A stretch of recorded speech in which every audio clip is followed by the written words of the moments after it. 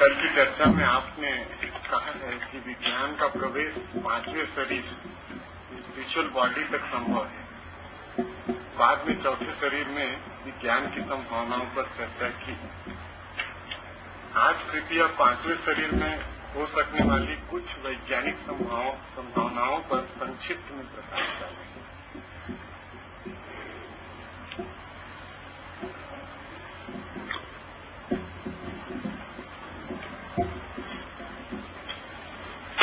एक तो जिसे हम शरीर कहते हैं और जिसे हम आत्मा कहते हैं,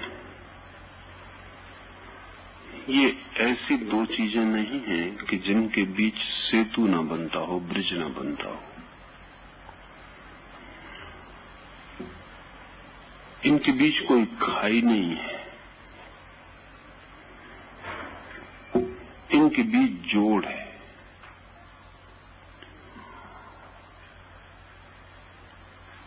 तो सदा से एक ख्याल था कि शरीर अलग है, आत्मा अलग है, और ये दोनों इस भांति अलग हैं कि इन दोनों के बीच कोई सेतु, कोई ब्रिज नहीं बन सकता। न केवल अलग हैं बल्कि विपरीत हैं एक दूसरे से। इस ख्याल ने धर्म और विज्ञान को अलग कर दिया था। धर्म वो था जो शरीर के अतिरिक्त जो है उसकी खोज करे, और विज्ञान वो था जो शरीर की खोज करे, आत्मा के अतिरिक्त जो है उसकी खोज करे। स्वभावतः दोनों तरह की खोज एक को मानती और दूसरे को इनकार करती रही, क्योंकि विज्ञान जिसे खोजता था उसे वो कहता था शरीर है, आत्मा कहाँ, और धर्म जिसे खोजता था उसे वो मानता था आत्मा है, शरीर कहाँ। तो धर्म जब अपनी पूरी ऊंचाइयों पर पहुंचा तो उसने शरीर को इल्यूजन और माया कह दिया कि वो है ही नहीं, आत्मा ही सत्य है, शरीर भ्रम है। और विज्ञान जब अपनी ऊंचाइयों पर पहुंचा तो उसने कह दिया कि आत्मा तो एक झूठ, एक असत्य है, शरीर ही सब कुछ है। ये भ्रांति आत्मा और शरीर को अनिवार्य रूप से विरोधी तत्वों की तरह मानने से हुई। मैंने 7 शरीरों की बात कही। ये 7 शरीर, अगर पहला शरीर हम भौतिक शरीर मान लें और अंतिम शरीर आत्मिक मान लें और बीच के 5 शरीरों को छोड़ दें तो इनके बीच सेतु नहीं बन सकेगा। ऐसे ही जैसे जिन सीढ़ियों से चढ़ के आप आए हैं, ऊपर की सीढ़ी बचा लें और पहली सीढ़ी बचा लें नीचे की, और बीच की सीढ़ियों को छोड़ दें तो आपको लगेगा कि पहली सीढ़ी कहाँ और दूसरी सीढ़ी कहाँ, बीच में खाई हो जाएगी। अगर आप सारी सीढ़ियों को देखें तो पहली सीढ़ी भी आखिरी सीढ़ी से जुड़ी, और अगर ठीक से देखें तो आखिरी सीढ़ी पहली सीढ़ी का ही आखिरी हिस्सा है, और पहली सीढ़ी आखिरी सीढ़ी का पहला हिस्सा है। तो जब पूरे 7 शरीरों को हम समझेंगे तब पहले और दूसरे शरीर में जोड़ बनता है, क्योंकि पहला शरीर है भौतिक शरीर, फिजिकल बॉडी, दूसरा शरीर है इथरिक बॉडी, ईथर भाव शरीर। वो भौतिक का ही सूक्ष्मतम रूप है, वो अभौतिक नहीं, वो भौतिक का ही सूक्ष्मतम रूप है। इतना सूक्ष्मतम कि भौतिक उपाय भी उसे पकड़ने में अभी ठीक से समर्थ नहीं हो पाते। लेकिन अब भौतिकवादी इस बात को इनकार नहीं करता है कि भौतिक का सूक्ष्मतम रूप करीब करीब अभौतिक हो जाता है। अब जैसे आज विज्ञान कहता है कि अगर हम पदार्थ को तोड़ते चले जाएं तो जो अंतिम पदार्थ के विश्लेषण पर हमें मिलेंगे इलेक्ट्रॉन, वो अभौतिक हो गए, वो इमेटीरियल हो गए। क्योंकि वो सिर्फ विद्युत के कण हैं। उनमें पदार्थ और सब्सटेंस जैसा कुछ भी नहीं बचा, सिर्फ एनर्जी और ऊर्जा बच रही है। इसलिए बड़ी अद्भुत घटना घटी है पिछले 30 वर्षों में कि जो विज्ञान ये बात स्वीकार करके चला था कि पदार्थ ही सत्य है, वो विज्ञान इस नतीजे पे पहुंचा कि पदार्थ तो बिल्कुल है ही नहीं, एनर्जी और ऊर्जा ही सत्य है। और पदार्थ जो है वो एनर्जी का, ऊर्जा का तीव्र घूमता हुआ रूप है, इसलिए भ्रम पैदा हो रहा। एक पंखा हमारे ऊपर चल रहा है, ये पंखा इतने जोर से चलाया जा सकता है कि इसकी 3 पखड़ियां हमें दिखाई पड़नी बंद हो जाएं। और जब इसकी 3 पखड़ियां हमें दिखाई पड़नी बंद हो जाएंगी तो पंखा पखड़ियां न मालूम होके 3 का एक गोल चक्कर घूम रहा है ऐसा मालूम होगा। और तीनों पखड़ियों के बीच की जो खाली जगह है वो भर जाएगी, वो खाली नहीं रह जाएगी, क्योंकि 3 पखड़ियां दिखाई नहीं पड़ेंगी। असल में पखड़ियां इतने तेजी से घूम सकती हैं कि इसके पहले कि एक पखड़ी हटे एक जगह से और हमारी आंख से उसका प्रतिबिंब मिटे, उसके पहले दूसरी पखड़ी उसकी जगह आ जाती। प्रतिबिंब पहला बना रहता और दूसरा उसके ऊपर आ जाता, इसलिए बीच की जो खाली जगह है वो हमें दिखाई नहीं पड़ती। ये पंखा इतनी तेजी से भी घुमाया जा सकता है कि आप इसके ऊपर मजे से बैठ सकें और आपको पता न चले कि नीचे कोई चीज बदल रही है। अगर 2 पखड़ियों के बीच की खाली जगह इतनी तेजी से भर जाए कि एक पखड़ी आपके नीचे से हटे, उसके आप इसके पहले खाली जगह में से गिरे, दूसरी पखड़ी आपको संभाल ले, तो आपको 2 पखड़ियों के बीच का अंतर पता नहीं चलेगा। ये गति की बात है। अगर ऊर्जा तीव्र गति से घूमती है तो हमें पदार्थ मालूम होती है। इसलिए वैज्ञानिक आज जिस एटॉमिक एनर्जी पर सारा का सारा विस्तार कर रहा है, उस एनर्जी को किसी ने देखा नहीं, सिर्फ उसके इफेक्ट्स, उसके परिणाम भर देखे। वो मूल अणु की शक्ति किसी ने देखी नहीं और कोई कभी देखेगा भी, ये भी अब सवाल नहीं है, लेकिन उसके परिणाम दिखाई पड़ते। एथेरिक बॉडी को अगर हम ये भी कहें कि वो मूल एटॉमिक बॉडी है तो कोई हर्ज नहीं, उसके परिणाम दिखाई पड़ते हैं। एथेरिक बॉडी को किसी ने देखा नहीं है, सिर्फ उसके परिणाम दिखाई पड़ते हैं, लेकिन उन परिणामों की वजह से वो है, ये स्वीकार कर लेने की जरूरत पड़ जाती है। ये जो दूसरा शरीर है, ये पहले भौतिक शरीर का ही सूक्ष्मतम रूप है, इसलिए इन दोनों के बीच कोई सीढ़ी बनाने में कठिनाई नहीं। ये दोनों एक तरह से जुड़े ही हुए, एक स्थूल है जो दिखाई पड़ जाता है, दूसरा सूक्ष्म दिखाई नहीं पड़ता। इथरिक बॉडी के बाद तीसरा शरीर है, जिसे हमने एस्ट्रल बॉडी, सूक्ष्म शरीर का, वो ईथर का भी सूक्ष्मतम रूप है। अभी विज्ञान उस पर नहीं पहुंचा। अभी विज्ञान इस ख्याल पे तो पहुंच गया है कि अगर पदार्थ को हम विश्लेषण करें, एनालिसिस करें और तोड़ते चले जाएं, तो अंत में ऊर्जा बचती है। उस ऊर्जा को हम ईथर कह रहे हैं। अगर ईथर को भी तोड़ा जा सके और उसके भी सूक्ष्म अंश बनाए जा सके, तो जो बचेगा वो एस्ट्रल है, उसको सूक्ष्म शरीर है। वो सूक्ष्म का भी सूक्ष्म रूप है। अभी विज्ञान वहां नहीं पहुंचा, लेकिन पहुंच जाएगा, क्योंकि कल वो भौतिक को स्वीकार करता था, आणविक को स्वीकार नहीं करता था। कल वो कहता था पदार्थ ठोस चीज है, आज वो कहता ठोस जैसी कोई चीज ही नहीं है।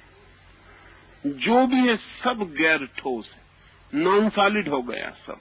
ये दीवार भी जो हमें इतनी ठोस दिखाई पड़ रही, ठोस नहीं है, ये भी पोरस है, इसमें भी छेद और चीजें इसके आर पार जा रही। फिर भी हम कहेंगे कि छेदों के आसपास जिनके बीच छेद हैं, वो तो कम से कम ठोस अणु होंगे, वो भी ठोस अणु नहीं। एक एक अणु भी पोरस है। अगर हम एक अणु को बड़ा कर सकें तो जमीन और चांद और तारे और सूरज के बीच जितना फासला है, उतना अणु के कणों के बीच फासला। अगर उसको इतना बड़ा कर सकें तो फासला इतनी हो जाए। फिर वो जो फासले को भी जोड़ने वाले अणु हैं, हम कहेंगे कम से कम वो तो ठोस है, लेकिन विज्ञान कहता है वो भी ठोस नहीं, वो सिर्फ विद्युत कण है। कण भी अब विज्ञान मानने को राजी नहीं, क्योंकि कण के साथ पदार्थ का पुराना ख्याल जुड़ा हुआ है। कण का मतलब होता है पदार्थ का टुकड़ा। वो कण भी नहीं है, क्योंकि कण तो एक जैसा रहता है, वो पूरे वक्त बदलते रहते हैं। लहर की तरह है, कण की तरह नहीं। जब पानी में एक लहर उठी, जब तक आपने कहा कि लहर उठी तब तक वो कुछ और हो गई, जब आपने कहा वो रही लहर तब तक वो कुछ और हो गई। क्योंकि लहर का मतलब ये है कि वो आ रही जा रही। लेकिन अगर हम लहर भी कहें तो भी पानी की लहर एक भौतिक घटना है। इसलिए विज्ञान ने एक नया शब्द खोजा है जो कि कभी था नहीं आज से 30 साल पहले, वो है क्वांटा। अभी हिंदी में उस शब्द के लिए कहना मुश्किल है। इसलिए कहना मुश्किल है जैसा हिंदी के पास शब्द है ब्रह्म, और अंग्रेजी में कहना मुश्किल है। क्योंकि कभी जरूरत पड़ गई थी कुछ अनुभव करने वाले लोगों को, तब ये शब्द खोज लिया गया था। पश्चिम उस जगह नहीं पहुंचा कभी, इसलिए शब्द को उनकी कभी जरूरत नहीं पड़ी।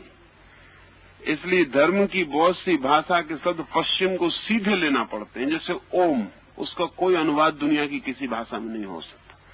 वो कभी किन्हीं आध्यात्मिक गहराइयों में अनुभव की गई बात है, उसके लिए हमने एक शब्द खोज लिया था।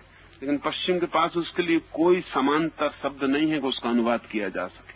ऐसी क्वांटा पश्चिम के विज्ञान की बहुत ऊंचाई पर पाया गया शब्द, जिसके लिए दूसरी भाषा में कोई शब्द नहीं। क्वांटा का अगर हम मतलब समझना चाहें तो क्वांटा का मतलब होता है कण और तरंग एक साथ। इसको कंसीव करना मुश्किल हो जाए। कोई चीज कण और तरंग एक साथ, कभी वो तरंग की तरह व्यवहार करता है और कभी कण की तरह व्यवहार करता है, और कोई भरोसा नहीं उसका कि वो कैसा व्यवहार करे। पदार्थ हमेशा भरोसे योग्य था। पदार्थ में एक सर्टेनिटी थी, लेकिन वो जो अणु ऊर्जा के आखिरी कण मिले हैं वो अनसर्टेन, उनकी कोई निश्चयात्मकता नहीं है। उनके व्यवहार को पक्का तय नहीं किया जा सकता।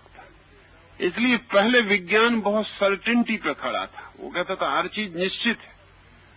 अब वैज्ञानिक उतने दावे से नहीं कह सकता हर चीज निश्चित है, क्योंकि वही जहां पहुंचा है वहीं उसको पता चला है कि निश्चित होना बहुत ऊपर ऊपर है, भीतर बहुत गहरा अनिश्चय। और एक बड़े मजे की बात है कि अनिश्चय का मतलब क्या होता है। जहां अनिश्चय है वहां चेतना होनी चाहिए, नहीं तो अनिश्चय नहीं हो सकता।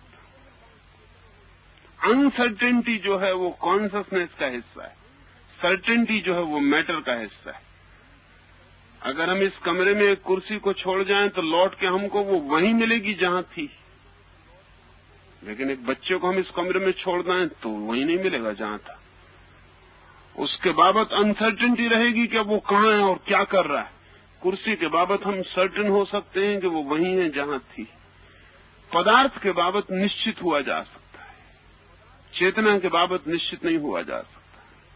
तो विज्ञान ने जिस दिन ये स्वीकार कर लिया कि अणु का जो आखिरी हिस्सा है उसके बाबत हम निश्चित नहीं हो सकते कि वो कैसा व्यवहार करेगा, उसी दिन विज्ञान को, अभी पता नहीं है साफ, उसी दिन ये बात स्वीकृत हो गई कि वो पदार्थ का जो आखिरी हिस्सा है उसमें चेतना की संभावना स्वीकृत हो गई है। अनसर्टेनिटी चेतना का लक्षण।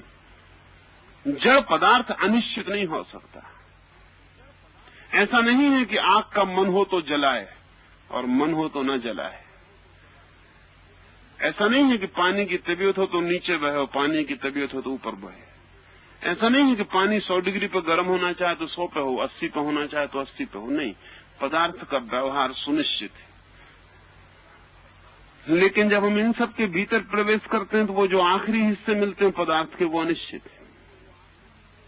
इसे हम ऐसा भी समझ सकते हैं कि समझ लें कि हम मुंबई के बाबत अगर तय करना चाहें कि रोज कितने आदमी मरते हैं तो तय हो जाएगा, करीब करीब तय हो जाएगा। अगर 1 करोड़ आदमी हैं तो साल भर के हिसाब लगाने से हमको पता चल सकता है कि रोज कितने आदमी मरते हैं, और वो भविष्यवाणी करीब करीब सही होगी।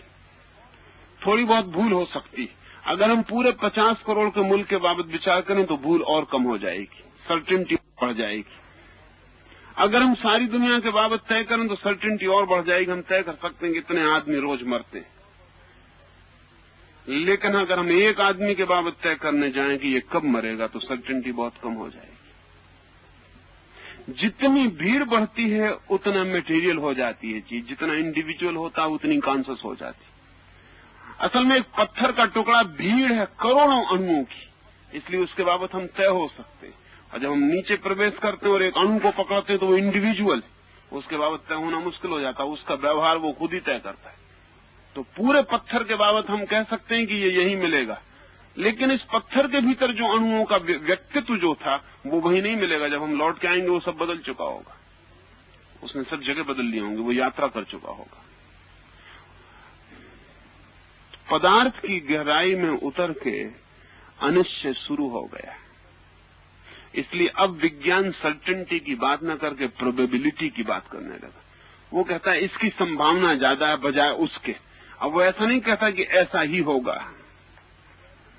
बड़े मजे की बात है कि विज्ञान की तो सारी दावेदारी जो थी वो उसकी निश्चयात्मकता पर थी कि वो जो भी कहता है वो निश्चित है कि ऐसा होगा। अब विज्ञान की जो गहरी खोज है उसने पैर डगमगा दिए हैं, और उसका कारण ये है कि वो फिजिकल से इथरिक पे चले गए जिसका उनको अंदाज नहीं है। असल में वो इस भाषा को स्वीकार नहीं करते, इसलिए उनको तब तक अंदाज भी नहीं हो सकता कि वो फिजिकल से हट के इथरिक पे पहुंच गए। वो पदार्थ में भी दूसरे शरीर पे पहुंच गए, और दूसरे शरीर की अपनी संभावनाएं, लेकिन पहला शरीर और दूसरा शरीर के बीच कोई खाली जगह नहीं है। तीसरा जो एस्ट्रल शरीर है वो और भी सूक्ष्म है, वो सूक्ष्म का भी सूक्ष्म। वो ईथर के भी अगर हम अणु बना सकें, जो भी बहुत मुश्किल है, क्योंकि अभी अभी तो हम मुश्किल से फिजिक्स में अणु पर पहुंच पाए, अभी हम पदार्थ के अणु बना पाए, परमाणु बना पाए, अभी ईथर के लिए बहुत वक्त लग सकता है। लेकिन जिस दिन हम ईथर के अणु बना सके उस दिन हमें पता चलेगा कि वो अणु जो हैं वो उसके पिछले आगे वाले शरीर के अणु सिद्ध होंगे, एस्ट्रल के। असल में फिजिकल को जब हमने तोड़ा तो उसके अणु इथरिक सिद्ध हुए हैं, ईथर को हम तोड़ेंगे तो उसके अणु एस्ट्रल सिद्ध होंगे, सूक्ष्म के सिद्ध होंगे। तब उनके बीच एक जोड़ मिल जाएगा। ये तीन शरीर तो बहुत स्पष्ट जुड़े हुए हैं, इसलिए प्रेतात्माओं के चित्र लिए जा सके।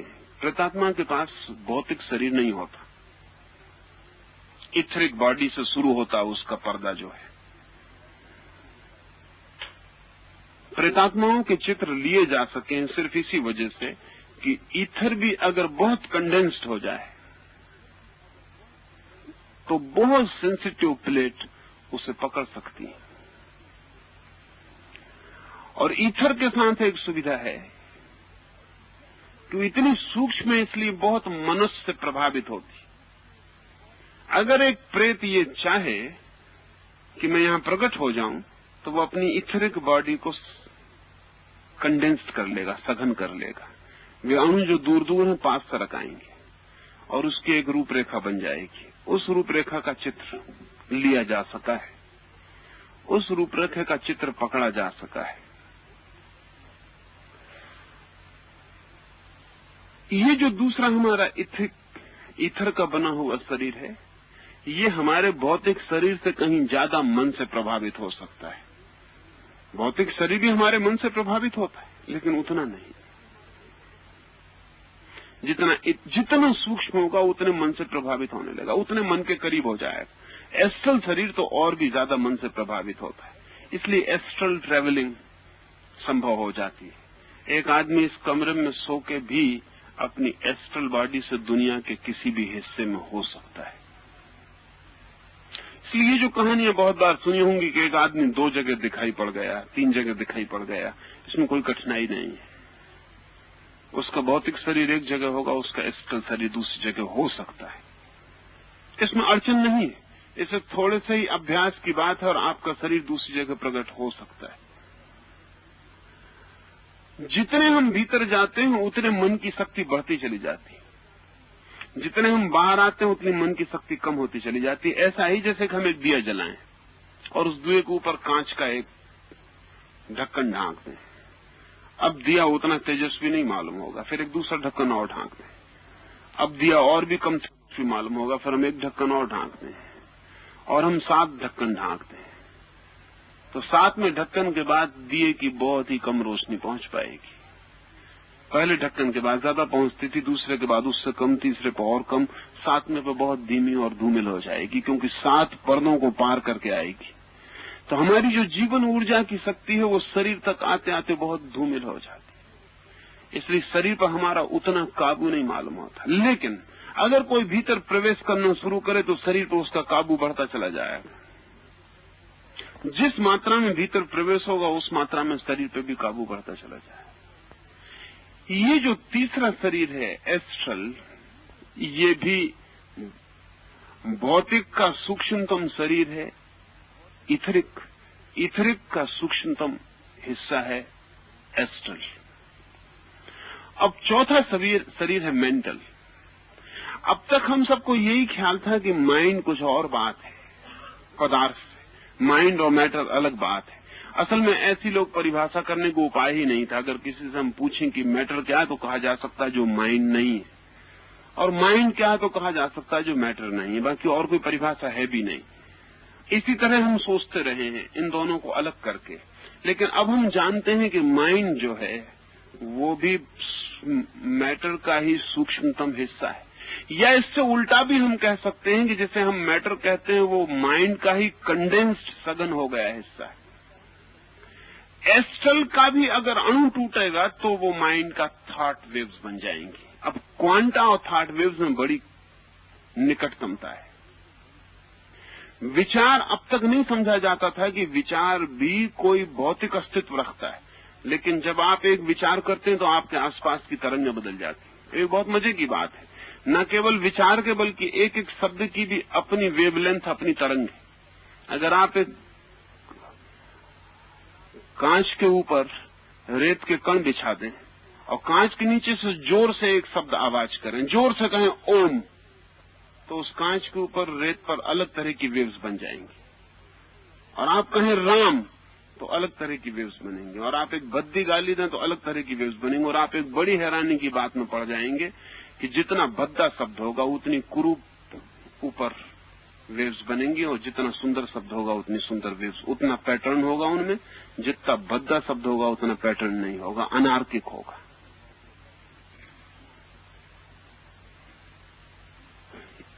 शब्द का भी इसलिए बहुत हजारों वर्ष तक शब्द के लिए बड़ी खोजबीन हुई कि कौन सा शब्द सुंदर तरंगें पैदा करता है, कौन सा शब्द कितना वजन रखता है दूसरे के हृदय तक चोट पहुंचाने में। लेकिन शब्द तो प्रकट हो गया विचार है। अप्रगट शब्द भी अपनी ध्वनियां रखता है, जिसको हम विचार कहते हैं, थॉट कहते हैं। जब आप सोच रहे हैं कुछ, तब भी आपके चारों तरफ विशेष प्रकार की ध्वनियां फैलनी शुरू हो जाती, विशेष प्रकार की तरंगें आपको घेर लेती। इसलिए बहुत बार आपको ऐसा लगता है कि किसी आदमी के पास जाके आप अचानक उदास हो जाते हैं, अभी उसने कुछ कहा भी नहीं, हो सकता है वो ऐसे हंसी रहा हो आपको मिलके, लेकिन फिर भी कोई उदासी आपको भीतर से पकड़ लेती। किसी आदमी के पास जाके आप बहुत प्रफुल्लित हो जाते हैं। किसी कमरे में प्रवेश करते से आपको लगता है कि आप कुछ भीतर बदल गए, कुछ पवित्रता पकड़ लेती, अपवित्रता पकड़ लेती है। किसी क्षण में कहीं कोई शांति पकड़ लेती है, कहीं कोई अशांति छू लेती है, जिसको आपको समझना मुश्किल हो जाता है कि मैं तो अभी अशांत नहीं था, अचानक ये अशांति मन में क्यों उठाई। आपके चारों तरफ विचारों की तरंगे, और वे तरंगें 24 घंटे आप में प्रवेश कर रही हैं। अभी तो एक फ्रेंच वैज्ञानिक ने एक छोटा सा यंत्र बनाया जो विचार की तरंगों को पकड़ने में सफल हुआ है। उस यंत्र के पास जाते ही से वो बताना शुरू कर देता है कि आदमी किस तरह के विचार कर रहा है, उस पर तरंगें पकड़नी शुरू हो जाती। अगर एक इडियट को, जड़ बुद्धि आदमी को ले जाया जाए तो उसमें बहुत कम तरंगें पकड़ती हैं, क्योंकि वो विचार ही नहीं कर रहा। अगर एक बहुत प्रतिभाशाली आदमी को ले जाया जाए तो वो पूरा का पूरा यंत्र कंपन देने लगता है, उसमें इतनी तरंगें पकड़ने लगती। तो जिसको हम मन कहते हैं वो एस्ट्रल का, सूक्ष्म का भी सूक्ष्म है। निरंतर भीतर हम सूक्ष्म से सूक्ष्म होते चले जाते हैं। अभी विज्ञान इथरिक तक पहुंच पाया है। अभी भी उसने उसको इथरिक नहीं कहा है, उसको एटॉमिक कह रहा है, पारमाणिक कह रहा है, ऊर्जा एनर्जी कह रहा है, लेकिन वो दूसरे शरीर पर उतर गया है। सत्व के दूसरे शरीर पर वो उतर गया है। तीसरे शरीर पर उतरने में बहुत देर नहीं लगेगी, वो तीसरे शरीर पर उतर जाएगा। उतरने की जरूरतें पैदा हो गई। चौथे शरीर पर भी बहुत दूसरी दिशाओं से काम चल रहा है, क्योंकि मन को अलग ही समझा जाता था, इसलिए कुछ वैज्ञानिक मन पर अलग से ही काम कर रहे हैं, वो शरीर से काम ही नहीं कर रहे। उन्होंने चौथे शरीर के संबंध में बहुत सी बातों का अनुभव कर लिया है। अब जिससे हम सब एक अर्थ में ट्रांसमीटर्स हैं और हमारे विचार हमारे चारों तरफ विकीर्ण हो रहे हैं। मैं आपसे जब नहीं भी बोल रहा हूं तब भी मेरा विचार आप तक जा रहा है। अभी रूस में इस संबंध में काफी दूर तक काम हुआ है और एक वैज्ञानिक फयादेव ने 1000 मील दूर तक विचार का संप्रेषण किया है। वो मास्को में बैठा और 1000 मील दूर दूसरे आदमी को विचार का संप्रेषण कर रहा है। ठीक वैसे ही जैसे रेडियो से ट्रांसमिशन होता है, ऐसे ही अगर हम संकल्प पूर्वक एक दिशा में अपने चित्त को केंद्रित करके किसी विचार को तीव्रता से संप्रेषित करें तो वो उस दिशा में पहुंच जाता है। और अगर दूसरी तरफ भी माइंड रिसीव करने को, ग्राहक होने को तैयार हो, उसी क्षण में, उसी दिशा में अपने मन को केंद्रित करके खुला हो और स्वीकार करने को राजी हो, तो विचार संप्रेषित हो जाता है। इस पर कभी छोटा मोटा प्रयोग आप घर में करके देखें तो अच्छा होगा। छोटे बच्चे जल्दी से पकड़ लेते हैं क्योंकि अभी उनकी ग्राहकता तीव्र होती है। कमरा बंद कर लें, एक छोटे बच्चे को कमरे को अंधेरे करके दूसरे कोने पे बिठा दें, आप दूसरे कोने पे बैठ जाएं और उस बच्चे से कहें कि 5 मिनट के लिए तू ध्यान मेरी तरफ रखना, मैं तुझसे कुछ चुपचाप कुछ कहूंगा, वो तू सुनने की कोशिश करना, अगर तुझे सुनाई पड़ जाए तो बोल देना। फिर आप एक शब्द पकड़ लें, कोई भी, जैसे राम या गुलाब, और इस शब्द को उस बच्चे की तरफ ध्यान रख के जोर से अपने भीतर गुंजाने लगे, बोले नहीं, राम राम ही गुंजाने लगे। एक 2-3 दिन में आप पाएंगे कि उस बच्चे ने आपके शब्द को पकड़ना शुरू कर दिया। तब इसका क्या मतलब हुआ? फिर इससे उल्टा भी हो सकता है। एक दफा ऐसा हो जाए तो आपको आसानी हो जाएगी, फिर आप बच्चे को बिठा सकते हैं और उससे कह सकते हैं वो एक शब्द अपने भीतर सोच के आपकी तरफ फेंके, लेकिन तब आप ग्राहक हो सकेंगे क्योंकि आपका डाउट, आपका संदेह गिर गया होगा। घटना घट सकती है तो फिर ग्राहकता बढ़ जाती। आपके और आपके बच्चे के बीच तो भौतिक जगत फैला हुआ है। ये विचार किसी गहरे अर्थों में भौतिक ही होना चाहिए, अन्यथा इस भौतिक माध्यम को पार न कर पाए। ये जान के आपको हैरानी होगी कि महावीर ने कर्म तक को भौतिक कहा है, फिजिकल कहा है, मेटीरियल कहा है। जब आप क्रोध करते हैं और किसी की हत्या कर देते हैं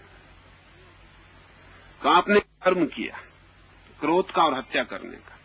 महावीर कहते हैं ये भी सूक्ष्म अणुओं में आप में चिपक जाता है, कर्म मल बन जाता है।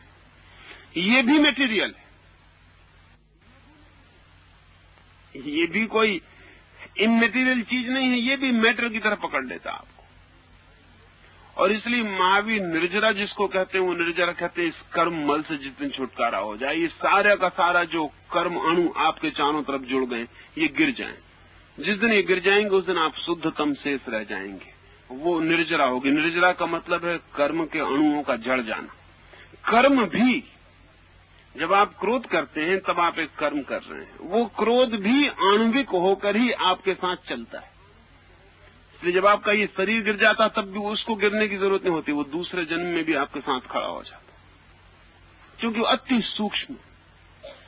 तो मेंटल बॉडी जो है, मनस शरीर जो है, वो एस्ट्रल बॉडी का सूक्ष्मतम हिस्सा है। और इसलिए इन चारों में कोई कहीं भी कहीं कोई खाली जगह नहीं, ये सब एक दूसरे के सूक्ष्म होते गए हिस्से हैं। मेंटल बॉडी पर काफी काम हुआ है, क्योंकि अलग से मनस्शास्त्र उस पर काम कर रहा है और विशेषकर पैरासाइकोलॉजी उस पर अलग से काम कर रही है, परामनोविज्ञान अलग से काम कर रहा है। और मन के इतने अद्भुत ख्याल विज्ञान के पकड़ में आ गए हैं, धर्म के पकड़ में तो बहुत समय से थे। विज्ञान की पकड़ में भी बहुत सी बातें साफ हो गई। अब जैसे एक आदमी और वो जुआ खेलता है, अब मांट कार्लो में ऐसे ढेर आदमी हैं जिनको जुए में हराना मुश्किल है,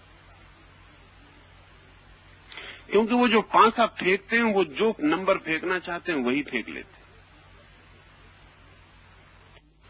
उनके पांसे बदल देने से कोई फर्क नहीं पड़ता। पहले तो समझा जाता था कि वो पांसे कुछ चालबाजी से बनाए गए हैं कि वो पांसे वहीं गिर जाते हैं जहां वो गिराना चाहते हैं, लेकिन हर तरह के पांसे देकर वो जो नंबर लाना चाहते हैं वही आंकड़ा ले आते, आंख बंद करके भी ले आते। तब बड़ी मुश्किल हो गई, तब इसकी जांच पड़ताल करनी जरूरी होगी कि बात क्या है। असल में उनका विचार का तीव्र संकल्प पांसे को प्रभावित करता है। वो जो लाना चाहते हैं उसके तीव्र संकल्प की धारा से पांसों को फेंकते हैं। विचार की वो तरंगें उन पांसों को उसी आंकड़े पर ले आती।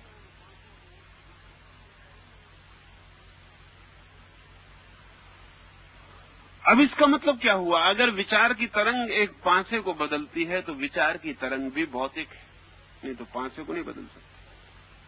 आप एक छोटा सा प्रयोग करें तो आपके ख्याल में आ जाए, क्योंकि चूंकि विज्ञान की बात आप करते हैं इसलिए मैं प्रयोग की बात करता हूं। एक गिलास में पानी भर कर रख लें और छोटा सा ग्लिसरीन या कोई भी चिकना पदार्थ उस गिलास के पानी के ऊपर थोड़ा सा डाल दें कि उसकी एक पतली धीमी फिल्म पानी के गिलास के ऊपर फैल जाए।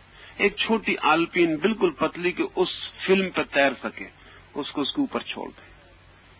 फिर कमरे को सब तरफ से बंद करके दोनों हाथों को जमीन पर टेक के आंखें उस छोटी सी आलपीन पर गड़ा लें। एक 5 मिनट चुपचाप बैठे रहें आंखें गड़ाए हुए, फिर उस अल्पीन से कहें कि बाएं घूम जाओ, तो अल्पीन बाएं घूमेगी। फिर कहें दाएं घूम जाओ तो दाएं घूमेगी। कहें कि रुक जाओ तो रुकेगी। कहें कि चलो तो चलेगी।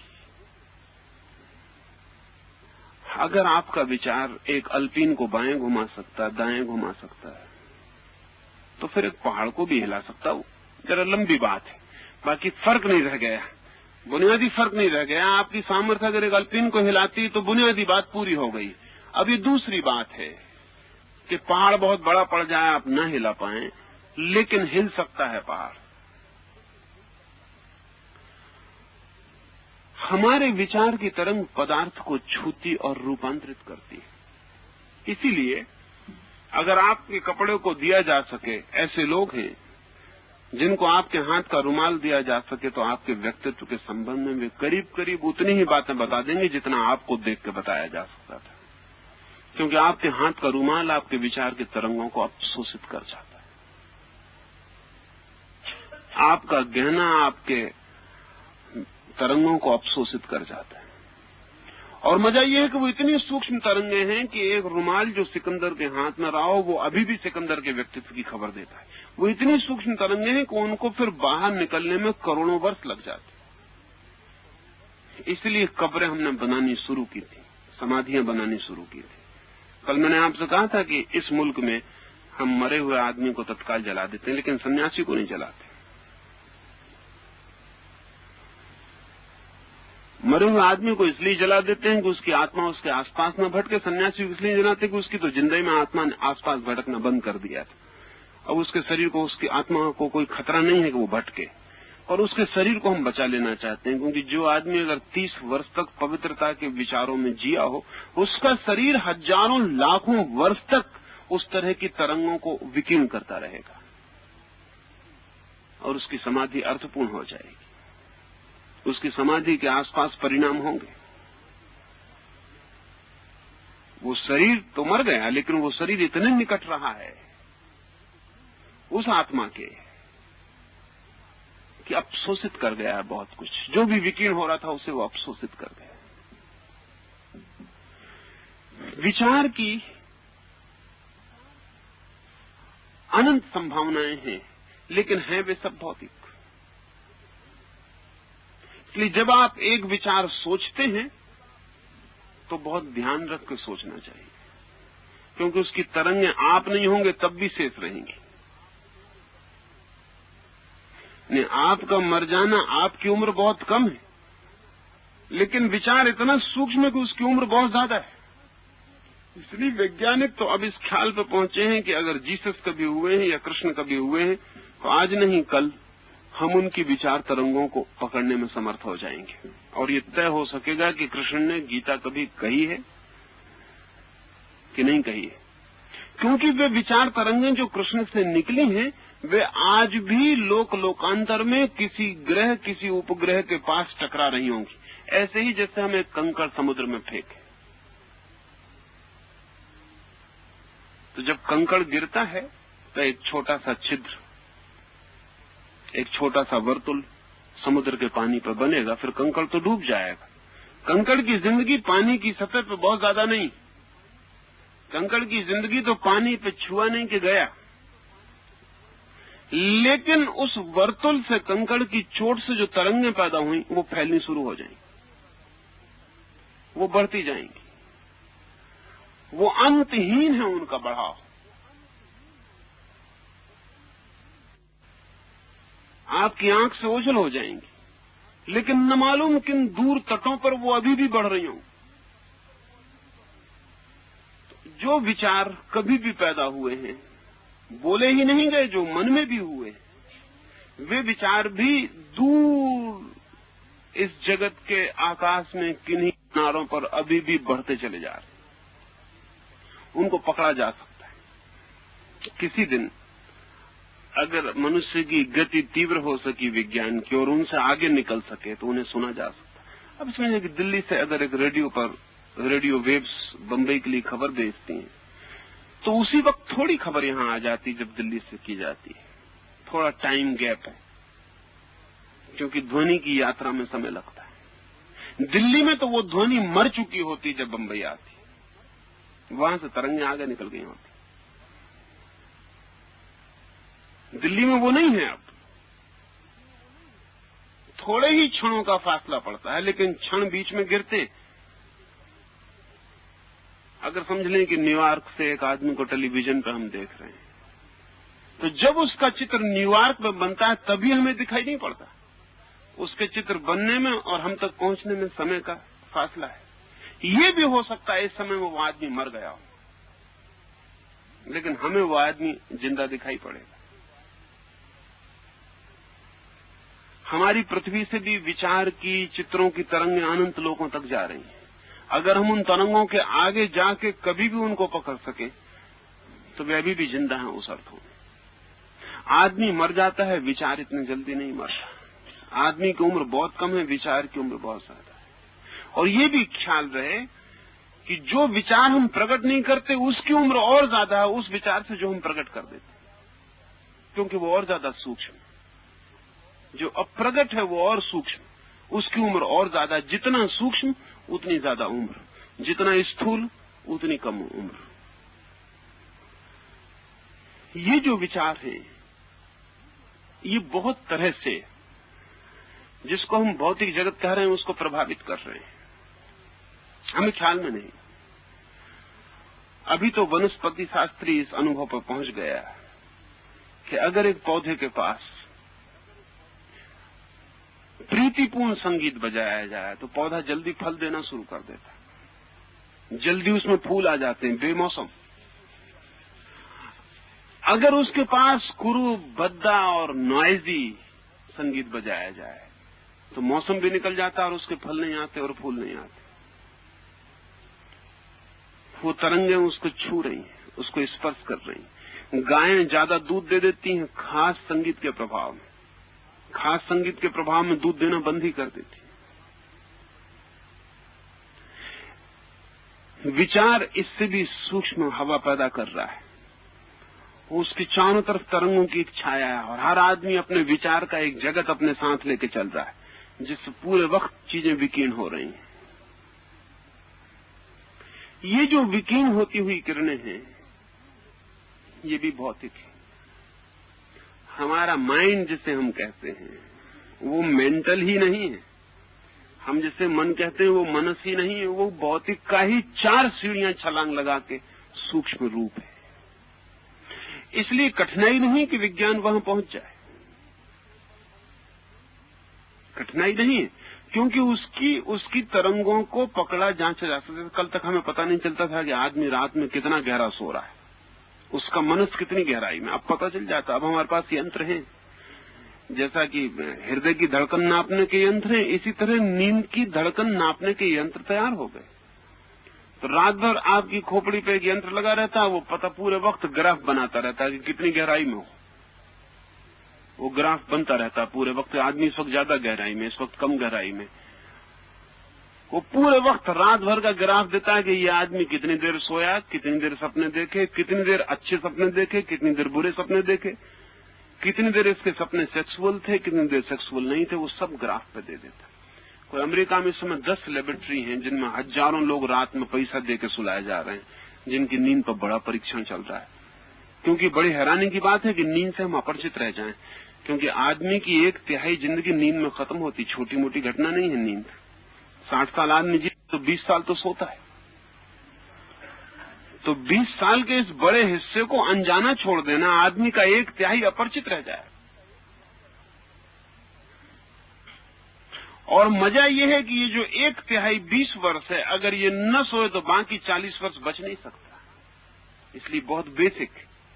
अच्छा, बिना जगे सो सकता है आदमी 60 वर्ष, लेकिन बिना सोए जग नहीं सकता। तो ज्यादा गहरे में और बुनियादी तो नींद है। तो नींद में हम कहीं और होते हैं, हमारा मनस कहीं और होता है, लेकिन उस मनस को नापा जा सकता है। अब उसके पता लगने शुरू हो गए वो कितनी गहराई नींद में। ढेर लोग हैं जो कहते हैं कि हमें सपना नहीं आता, वो सरासर झूठ कहते हैं। उनको पता नहीं है इसलिए झूठ कहते हैं, उन्हें पता नहीं। आदमी खोजना मुश्किल है जिसको सपना ना आता हो, बहुत मुश्किल मामला है।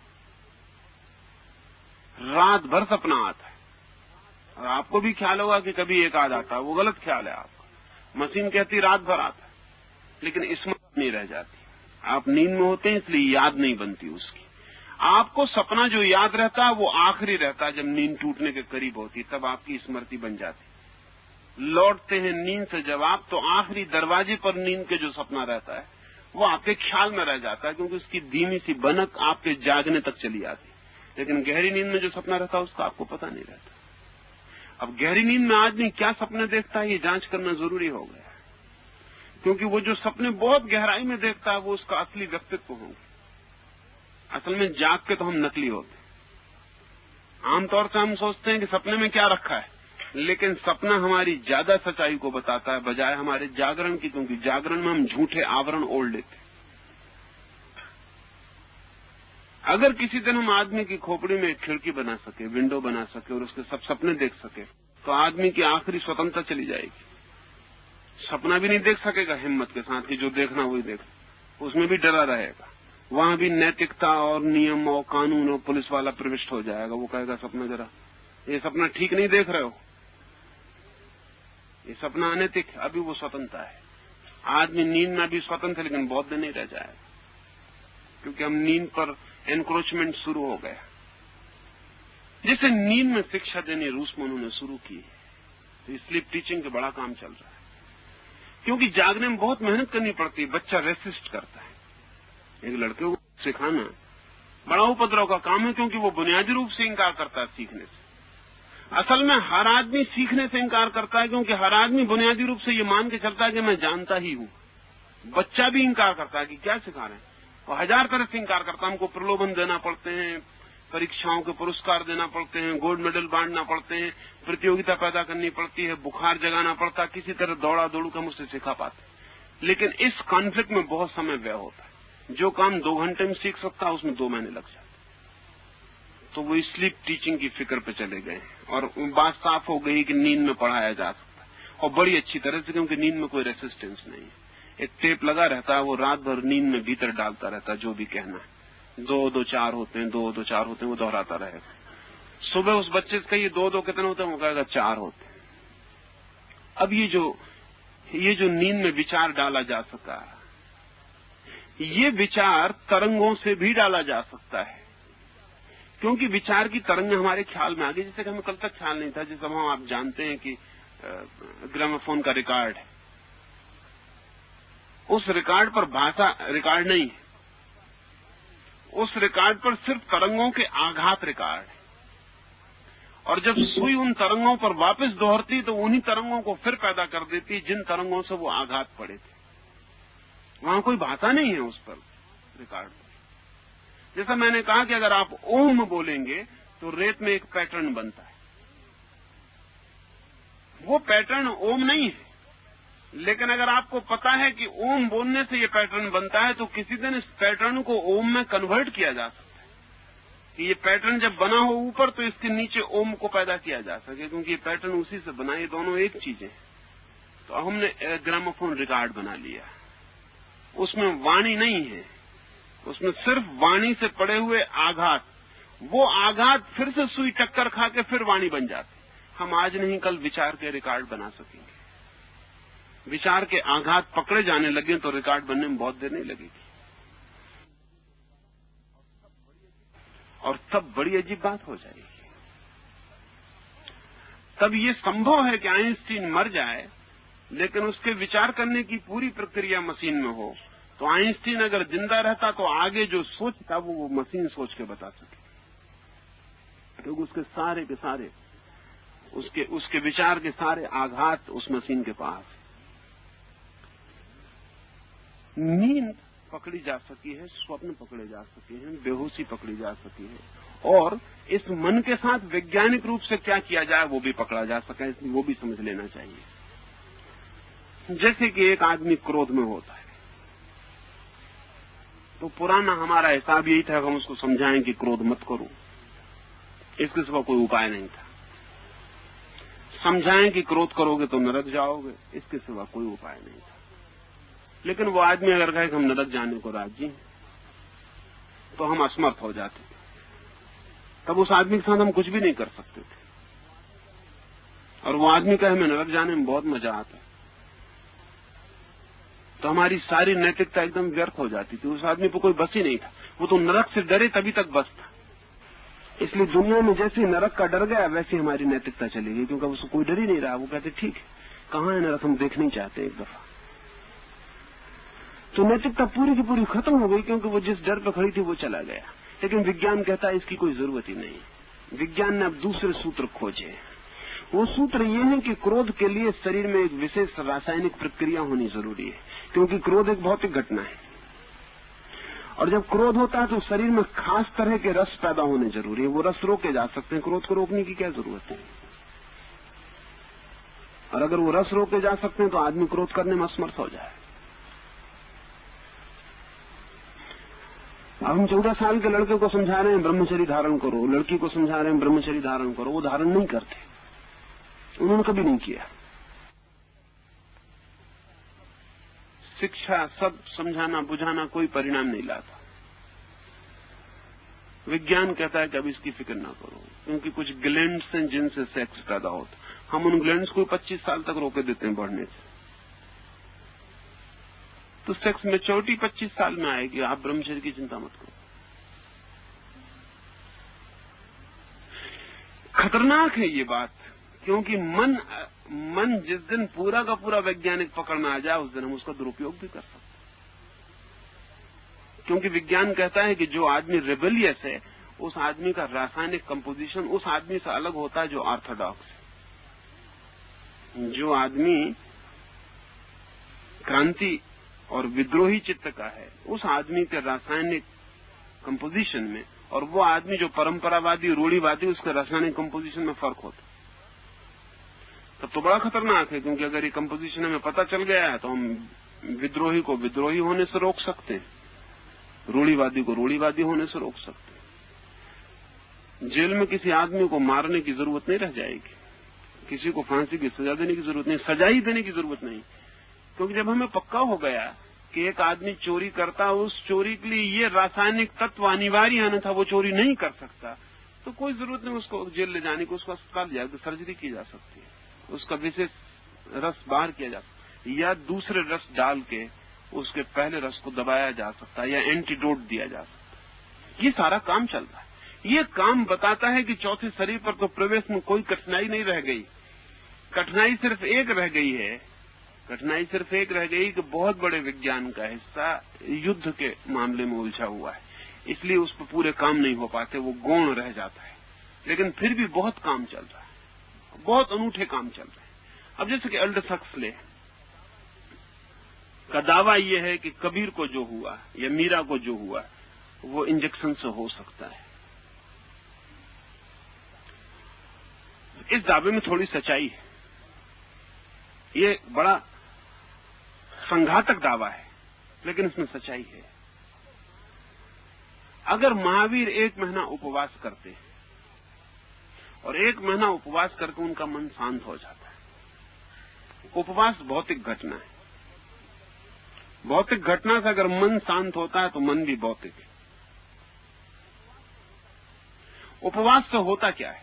1 महीने के उपवास से शरीर का पूरा रासायनिक व्यवस्था बदल जाती, और तो कुछ होता नहीं। जो भोजन मिलने चाहिए वो नहीं मिल पाते, जो तत्व शरीर में इकट्ठे हो गए थे रिजर्वायर में वो सब खत्म हो जाते, चर्बी कम हो जाती, कुछ जरूरी तत्व बचा लिए जाते हैं, गैर जरूरी नष्ट हो जाते।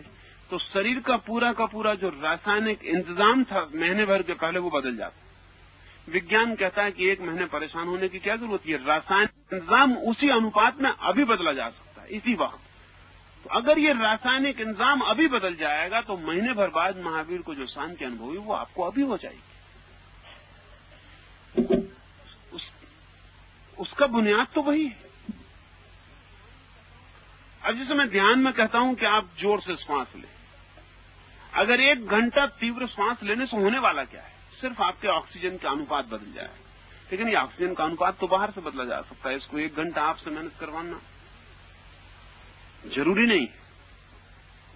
ये तो इस कमरे की ऑक्सीजन का अनुपात बदल के भी किया जा सकता है कि यहां बैठे हुए सारे लोग शांत हो जाएं, प्रफुल्लित हो जाएं। तो विज्ञान चौथे शरीर पर तो कई तरफ से प्रवेश कर गया है और रोज प्रवेश करता जा रहा है। अब जैसे कि तुम्हें ध्यान में अनुभूतियां होंगी, सुगंध आएगी, रंग दिखाई पड़ेंगे, ये सब ध्यान में बिना जाए भी हो सकता है। अब क्योंकि विज्ञान ने ये सब पता लगा लिया है ठीक से कि जब तुम्हें भीतर रंग दिखाई पड़ते हैं तो तुम्हारे मस्तिष्क का कौन सा हिस्सा सक्रिय होता है, उसके सक्रिय होने की तरंगें कितनी होती है। समझ लें कि मेरे मस्तिष्क का पीछे का हिस्सा जब सक्रिय होता है तब मुझे भीतर रंग दिखाई पड़ते हैं, सुंदर रंग दिखाई पड़ते हैं। ये जांच बता देती है कि इस वक्त जब तुम्हें रंग दिखाई पड़ रहे हैं तुम्हारे मस्तिष्क का कौन सा हिस्सा तरंगित है और उसमें कितने वेवलेंथ की तरंगें उठ रही। अब कोई जरूरत नहीं है आपको ध्यान में जाने की, उस हिस्से पर उतनी तरंगें बिजली से पैदा कर दी जाएं, आपको रंग दिखाई पड़ने शुरू हो जाते। ये सब पैरेलल है, क्योंकि इस तरफ का छोर पकड़ लिया जाए दूसरी तरफ का छोर तत्काल होना शुरू हो जाता। इसके खतरे, कोई भी नई खोज और मनुष्य जितने भीतर जाती उतने खतरे बढ़ते चले जाते। अब जैसे कि हमने आदमी को कितनी उम्र बढ़ानी हम अब बढ़ा सकते हैं। अब कोई उम्र प्रकृति की बात नहीं, विज्ञान के हाथ में आ गई। तो आज यूरोप और अमेरिका में हजारों ऐसे बूढ़े हैं जो ये मांग कर रहे हैं अथनासिया की कि हमें स्वमरण का अधिकार चाहिए, क्योंकि उनको लटका दिया गया खाटों पर, वो लटके और उनको ऑक्सीजन दी जा रही और वो अंतहीन काल तक उनको जिंदा रखा जाता। अब एक 90 साल का बुढ़ा वो कहता हमें मरना है, लेकिन डॉक्टर कहता हम मरने में सहयोगी नहीं हो सकते क्योंकि कानून उसको हत्या कहता है।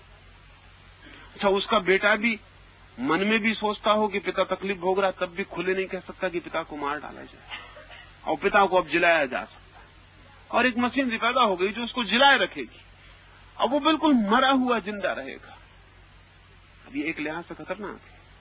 हमारा पुराना जो कानून है वो तब का है जब हम आदमी को जिंदा नहीं रख सकते, सिर्फ मार सकते थे।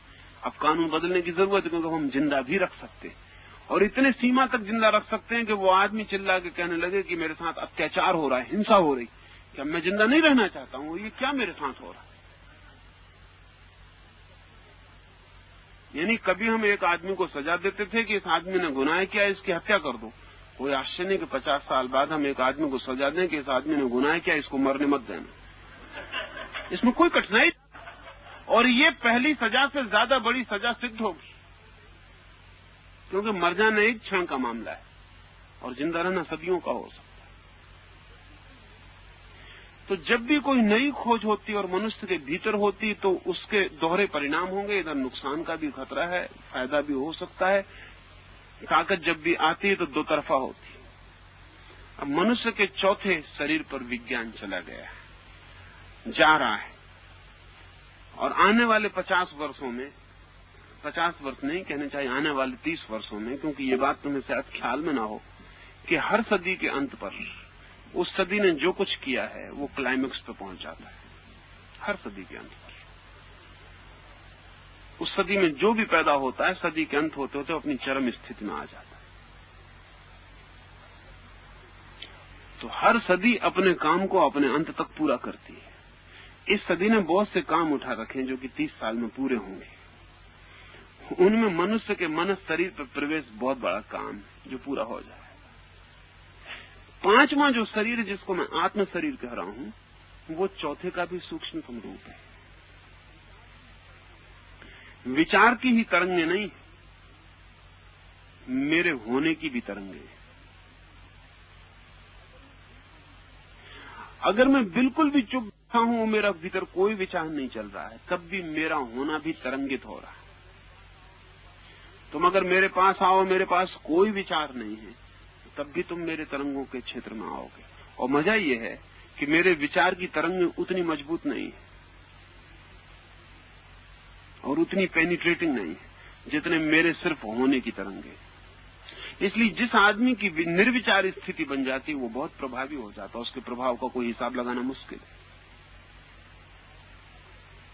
उसके प्रभाव का हिसाब ही लगाना मुश्किल है, क्योंकि उसके भीतर से अस्तित्व की तरंगें उठनी शुरू हो जाती। वो आदमी की जानकारी में सबसे सूक्ष्म तरंगे आत्म शरीर की। इसलिए बहुत बार ऐसा हुआ, जैसे महावीर के संबंध में जो बात है वो सही है कि वो बोले नहीं, बहुत कम बोले, शायद नहीं ही बोले, वो सिर्फ बैठे रहेंगे। लोग उनके पास आके बैठ जाएंगे और समझ लेंगे, चले जाएंगे। ये उस दिन संभव था, ये आज बहुत कठिन हो गया। आज इसलिए कठिन हो गया कि अस्तित्व की जितनी आत्म शरीर की जो गहरी तरंगे हैं वो आप भी तभी अनुभव कर पाएंगे जब आप भी बीच विचार को खोने को तैयार हो। नहीं तो आप अगर बहुत नॉइज से भरे हैं अपने विचारों की तो वे बहुत सूक्ष्म तरंगें चूक जाएंगी, आपके आर पार निकल जाएंगे, आप उनको पकड़ नहीं पाएंगे। तो अस्तित्व की तरंगें अगर पकड़ में आने लगे और दोनों तरफ अगर निर्विचार हो तो बोलने की कोई जरूरत ही नहीं। तब हम ज्यादा गहरे में कोई बात कह पाते हैं और वो सीधी चली जाती। उसमें तुम व्याख्या भी नहीं करते, व्याख्या का उपाय भी नहीं होता, उसमें डमाडोल भी नहीं होते, ऐसा होगा कि नहीं होगा ये भी नहीं होता। वो तो सीधा तुम्हारा अस्तित्व जानता है कि हो गया। इस पांचवें शरीर पर जो बात है, इस पांचवें शरीर की तरंगे जरूरी नहीं कि आदमी को ही मिले। इसलिए महावीर के जीवन में एक और अद्भुत घटना है कि उनकी सभा में जानवर भी रहते हैं। इसको जैन साधु नहीं समझा पाता अब तक कि क्या मामला है, वो समझा भी नहीं पाएगा। उनकी सभा में जानवर भी रहते हैं, तब भी संभव है क्योंकि जानवर आदमी की भाषा तो नहीं समझ सकता, लेकिन बीइंग की, होने की भाषा तो उतनी समझता है, उसमें कोई फर्क नहीं है। अगर मैं निर्विचार होकर एक बिल्ली के पास बैठा हूं तो बिल्ली तो निर्विचार है। तुमसे तो मुझे बात ही करनी पड़े क्योंकि तुम्हें बिल्ली के निर्विचार तक ले जाना भी एक लंबी यात्रा है।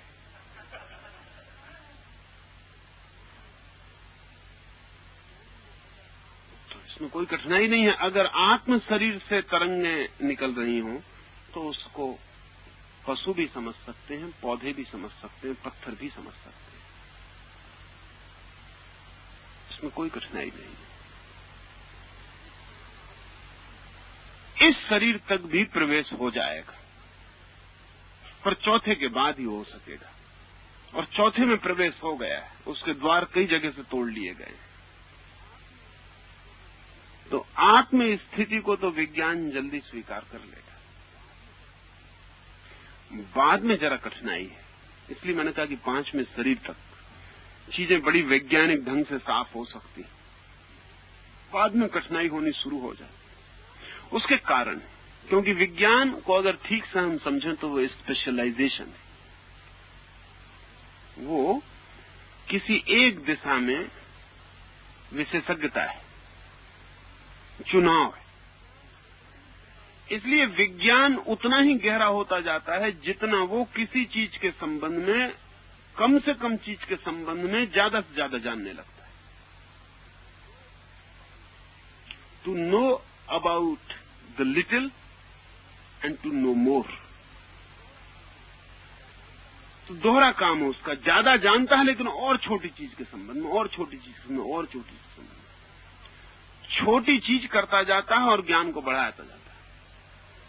इससे पहले एक डॉक्टर था तो पूरे शरीर के संबंध में जानता था, अब कोई डॉक्टर पूरे शरीर के संबंध में नहीं जानता। और अगर वैसा कोई पुराना डॉक्टर बच गया है तो वो सिर्फ रिलिक्स है, वो चले जाएंगे, वो बच नहीं सकते। वो पुराने खंडहर हैं जिनको विदा हो जाना पड़ेगा, क्योंकि वो डॉक्टर अब भरोसे के योग नहीं रह गया। वो इतनी ज्यादा चीज के संबंध में जानता है कि ज्यादा नहीं जान सकता, तो कम ही जान सकता। अब आंख का डॉक्टर अलग है, कान का डॉक्टर अलग है, वो ज्यादा भरोसे के योग, क्योंकि वो इतनी छोटी चीज के संबंध में जानता है कि ज्यादा जान सकता है। आज तो आंख पर ही इतना साहित्य है कि एक आदमी अपनी पूरी जिंदगी भी जानने में लगा है तो पूरा साहित्य नहीं जान सकता। इसलिए आज नहीं कल बाईं आंख और दाईं आंख का डॉक्टर अलग हो सकता है, बांटना पड़ सकता है। कल हम आंख में भी विभाग कर सकते हैं कि कोई सफेद हिस्से के संबंध में जानता है, कोई काले, क्योंकि वो भी बहुत बड़ी घटना है। और उनमें भी अगर विस्तार में, और विज्ञान का मतलब ये है कि वो रोज छोटा करता जाता है अपना फोकस, इसलिए विज्ञान बहुत जान पाता है, उसका फोकस होता है कम, कंसंट्रेटेड हो जाता है। तो 5वें शरीर तक मैं कहता हूं विज्ञान का प्रवेश हो सकेगा, क्योंकि 5वें शरीर तक इंडिविजुअल है, इसलिए फोकस में पकड़ में आ जाता है। 6वें से कॉस्मिक है, फोकस में पकड़ में नहीं आता। 6वां जो है वो कॉस्मिक बॉडी, ब्रह्म शरीर है। ब्रह्म शरीर का मतलब दी टोटल, वहां विज्ञान प्रवेश नहीं कर पाएगा, क्योंकि विज्ञान छोटे और छोटे और छोटे पर जा सकता है, तो वो व्यक्ति तक पकड़ लेगा। व्यक्ति के बाद उसकी दिक्कत है, कॉस्मिक को पकड़ना उसकी दिक्कत है। कॉस्मिक को तो धर्म ही पकड़ेगा। इसलिए आत्मा तक विज्ञान को कठिनाई नहीं आएगी, कठिनाई आएगी परमात्मा पर। वहां मैं नहीं समझ पाता कि किसी दिन संभव हो पाएगा कि विज्ञान पकड़े, क्योंकि वहां तभी पकड़ सकता है जब वो स्पेशलाइजेशन छोड़े। और स्पेशलाइजेशन छोड़े कि वो विज्ञान नहीं रह गया, वो वैसे वेग और जनरलाइज्ड हो जाएगा जैसा धर्म। इसलिए मैंने कहा कि 5वें तक विज्ञान के साथ सहारा और यात्रा हो सकेगी, 6वें पे वो खो जाएगा और 7वें पे तो बिल्कुल ही नहीं जा सकता, क्योंकि विज्ञान की सारी खोज जीवन की खोज है। असल में हमारी जो जीवन की आकांक्षा है, जो जीवनेशना है कि हम जीना चाहते हैं कम बीमार, ज्यादा स्वस्थ, ज्यादा देर, ज्यादा सुख से, ज्यादा सुविधा से, विज्ञान की मूल प्रेरणा ही जीवन को गहरा, सुखद, संतुष्ट, शांत, स्वस्थ बनाने की है। और 7वां शरीर जो है वो मृत्यु के अंगीकार है, वो महामृत्यु। वहां साधक जीवन की खोज के पार आ गया, वो कहता हम मृत्यु को भी जानना चाहते, हमने होना जान लिया, अब हम न होना भी जानना चाहते, हमने बीइंग जान लिया, अब हम नॉन बीइंग भी जानना चाहते। वहां विज्ञान का कोई अर्थ नहीं। तो वैज्ञानिक तो वहां कहेगा जैसा फ्रायड कहता है कि डेथ बेस, ये अच्छी बात नहीं, ये सुसाइडल है। फ्रायड कहता है ये अच्छी बात नहीं, निर्वाण, मोक्ष, ये ठीक बातें नहीं, ये आपकी मरने की इच्छा की सबूत है, आप मरना चाहते हैं, आप बीमार। वो इसीलिए कह रहा है क्योंकि वैज्ञानिक मरने की इच्छा को इंकार ही करेगा, क्योंकि विज्ञान खड़ा ही जीवन की इच्छा का विस्तार है। लेकिन जो आदमी जीना चाहता है वो स्वस्थ है,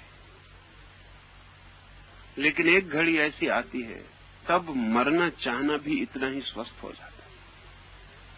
हाँ, बीच में कोई मरना चाहे तो अस्वस्थ, लेकिन एक घड़ी जीवन की ऐसी आ जाती जब कोई मरना भी चाहता। कोई कहे कि जागना तो स्वस्थ और सोना स्वस्थ नहीं है, ऐसा हुआ जा रहा है कि हम रात का समय दिन को देते जा रहे हैं। पहले 6 बजे रात हो जाती थी, अब 2 बजे होने लगी। रात का समय दिन को दिए जा रहे हैं। और कुछ विचारक हैं जो कहते हैं कि किसी तरह से आदमी को नींद से बचाया जा सके तो उसकी जिंदगी में बहुत समय बच जाएगा। नींद की इच्छा ही क्यों, इसको छोड़ ही दिया जाए किसी तरह से। लेकिन जैसे जागने का एक आनंद है, ऐसे सोने का एक आनंद है। और जैसे जागने की इच्छा भी स्वाभाविक और स्वस्थ है, ऐसे ही एक घड़ी सो जाने की इच्छा भी स्वस्थ और स्वाभाविक है। अगर कोई आदमी मरते दम तक भी जीने की आकांक्षा किए जाता है तो अस्वस्थ, और अगर कोई आदमी जन्म से ही मरने की आकांक्षा करने लगता है वो भी अस्वस्थ। एक बच्चा अगर मरने की आकांक्षा करता है तो बीमार है, उसका इलाज होना चाहिए। और अगर एक बूढ़ा भी जीना चाहता है तो बीमार है, उसका इलाज होना चाहिए। जीवन और मृत्यु 2 पैर हैं अस्तित्व के। आप एक को स्वीकार करते हैं तो लंगड़े ही होंगे, दूसरे को स्वीकार नहीं करेंगे तो लंगड़ापन कभी नहीं मिटेगा। दोनों पैर हैं, होना भी और न होना भी। और वही आदमी परम स्वस्थ है जो दोनों को एक सा आलिंगन कर लेता, होने को भी न होने को भी। जो कहता होना भी जाना, अब न होना भी जानते, जिसे न होने में कोई भय नहीं।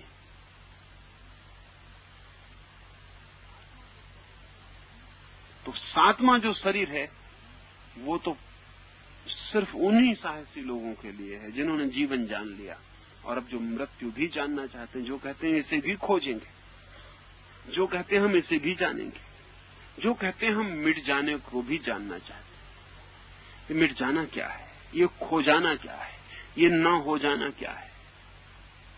जीने का रस देखा, अब मृत्यु का रस भी देखा। अब तुम्हें इस संबंध में ये भी जान लेना उचित होगा कि जो हमारी मृत्यु है वो 7वें शरीर से ही आती है। साधारण मृत्यु भी वो हमारे 7वें शरीर से आती है, और जो हमारा जीवन है वो हमारे पहले शरीर से आता है। तो जन्म जो है वो भौतिक शरीर से शुरू होता है। जन्म का मतलब ही है भौतिक शरीर की शुरुआत। इसलिए मां के पेट में पहले भौतिक शरीर निर्मित होता है, फिर और शरीर प्रवेश करते हैं।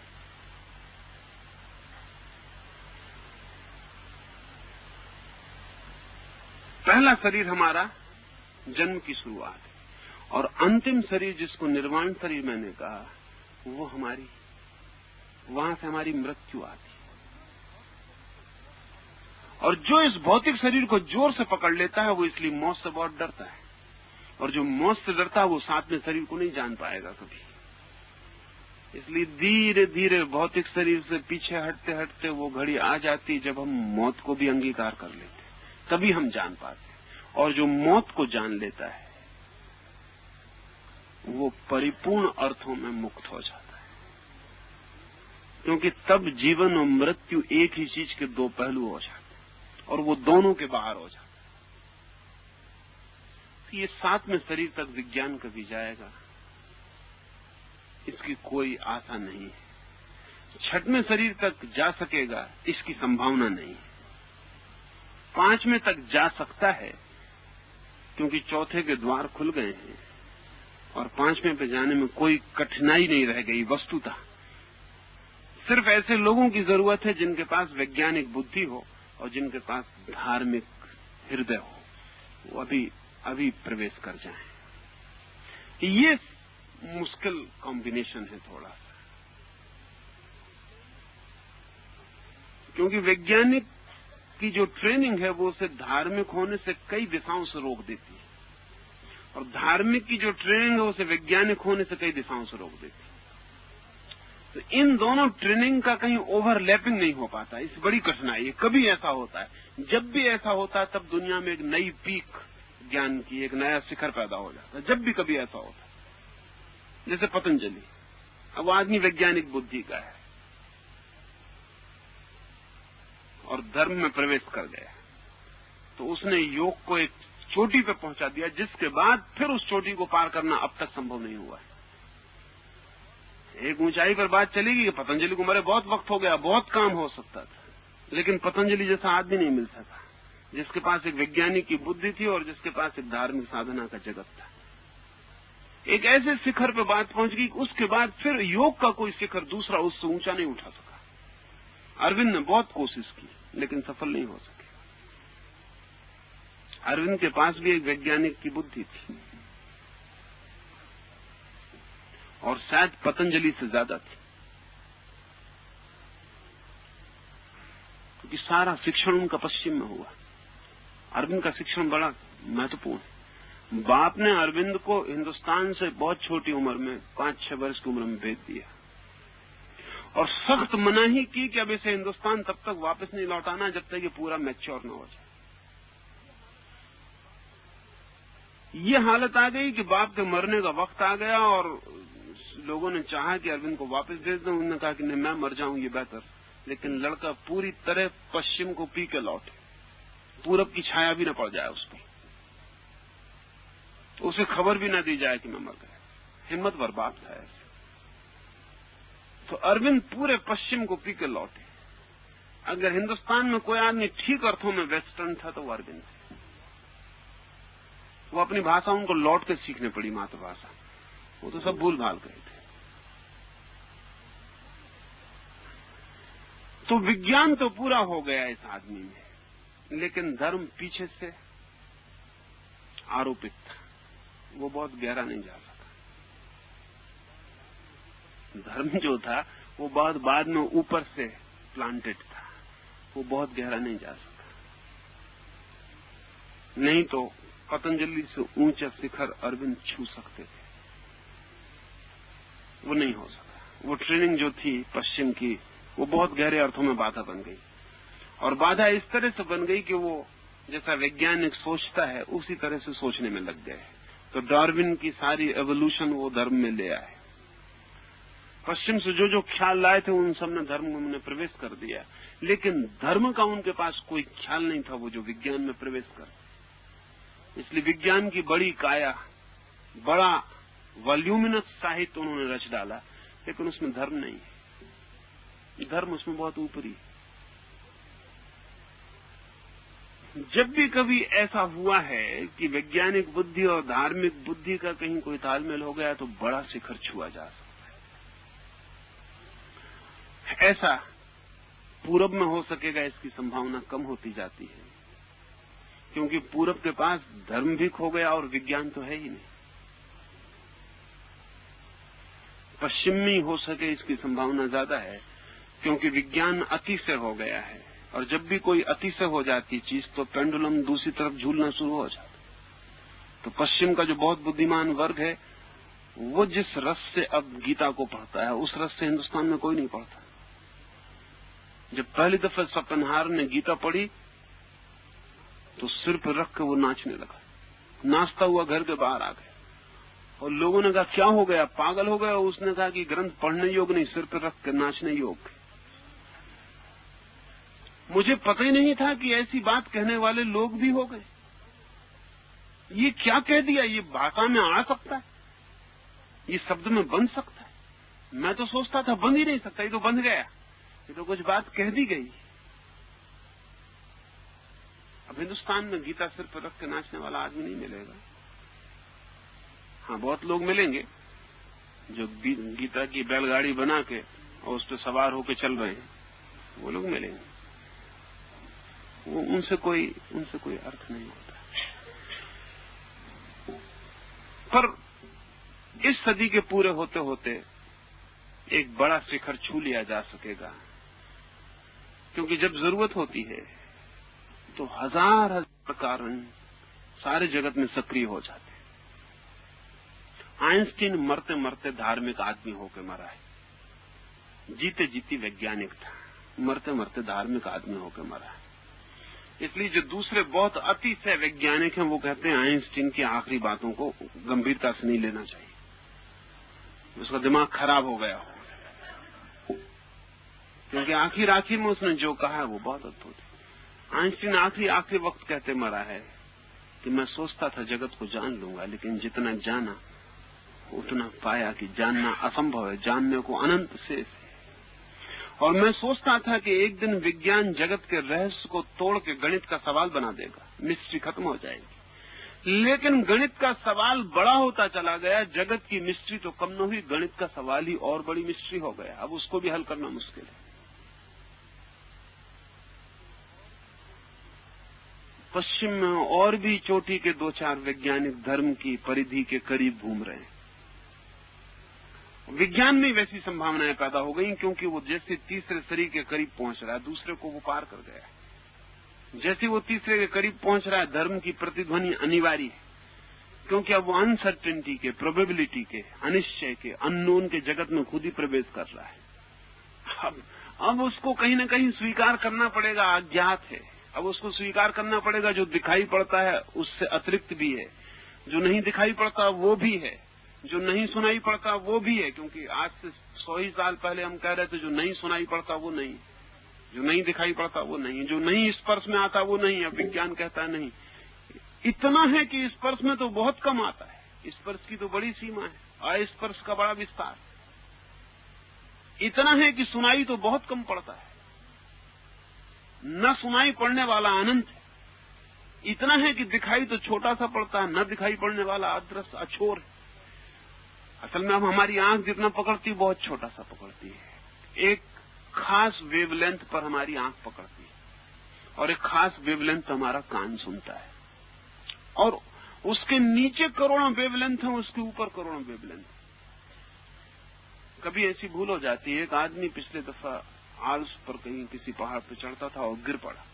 गिरने से उसके कान को चोट लगी, और वो जिस गांव का रहने वाला था उसके रेडियो स्टेशन को उसने पकड़ना शुरू कर दिया कान से।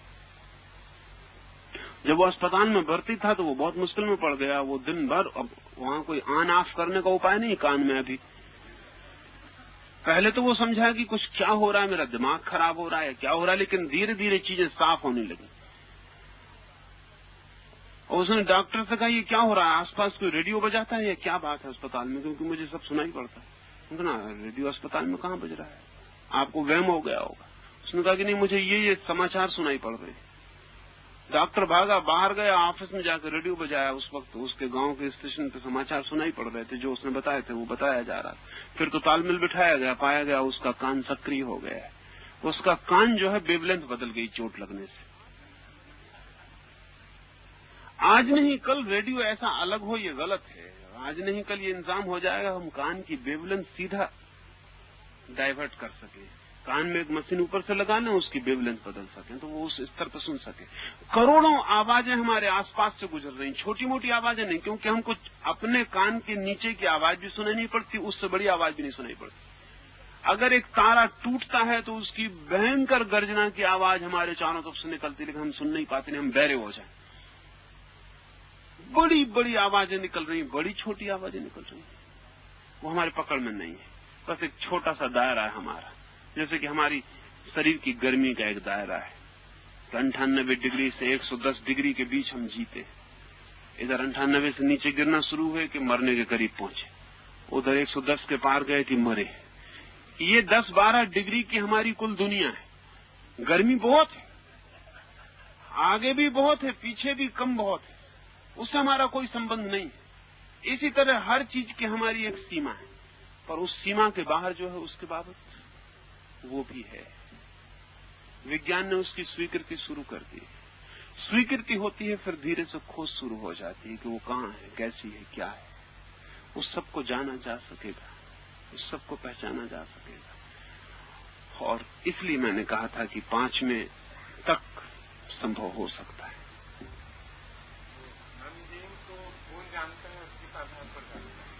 नहीं, ये सवाल नहीं उठेगा। ये सवाल न उठेगा, न बन सकता है। क्योंकि जब हम कहते हैं कि न होने को कौन जानता है, तो हमने मान लिया कि अभी कोई बचा, फिर न होना नहीं हुआ। कोई रिपोर्टिंग नहीं होती, कोई रिपोर्टिंग नहीं होती। ऐसा होता है, ऐसा होता है।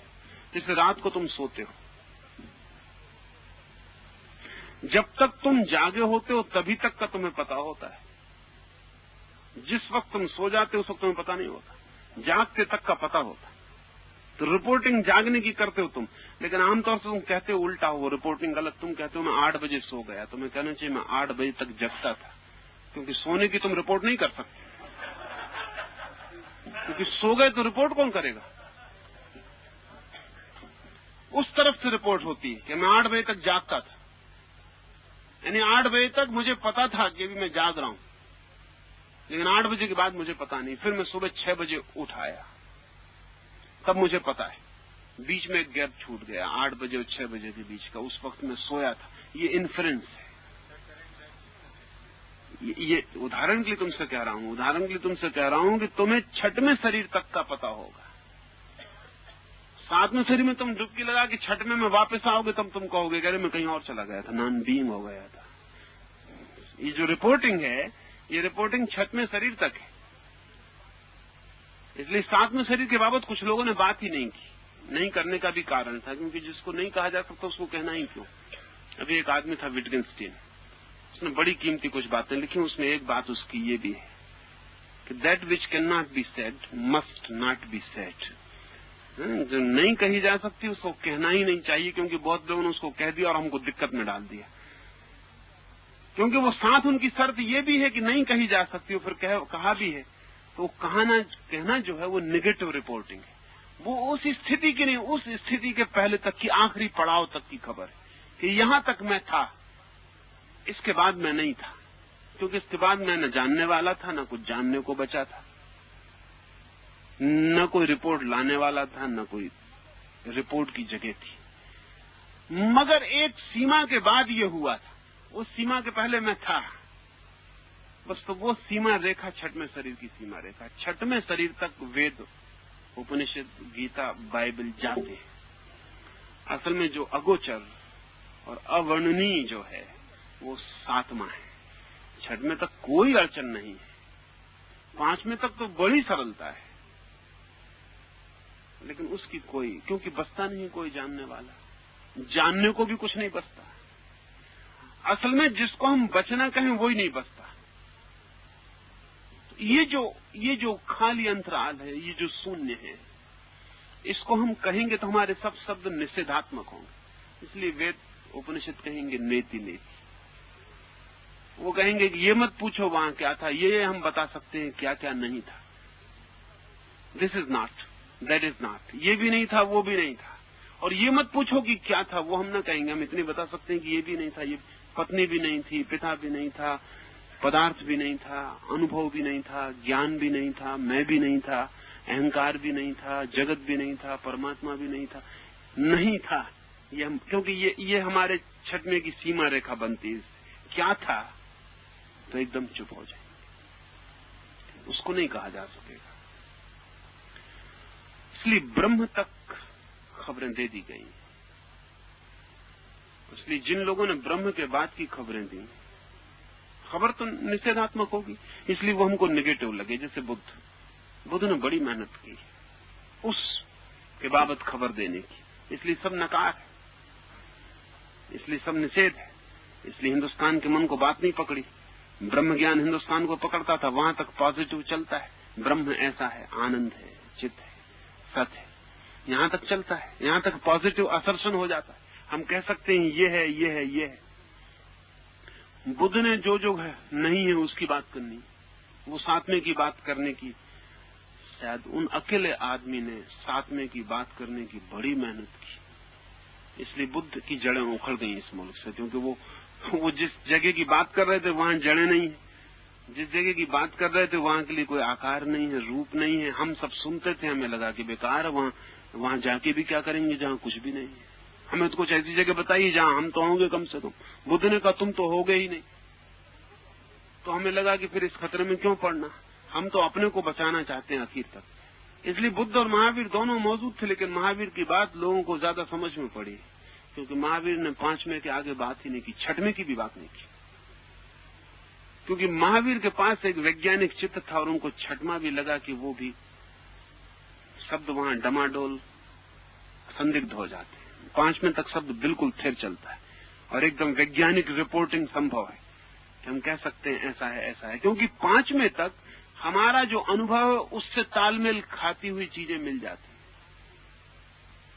समझ लो कि एक आदमी एक महासागर में एक छोटा सा द्वीप है,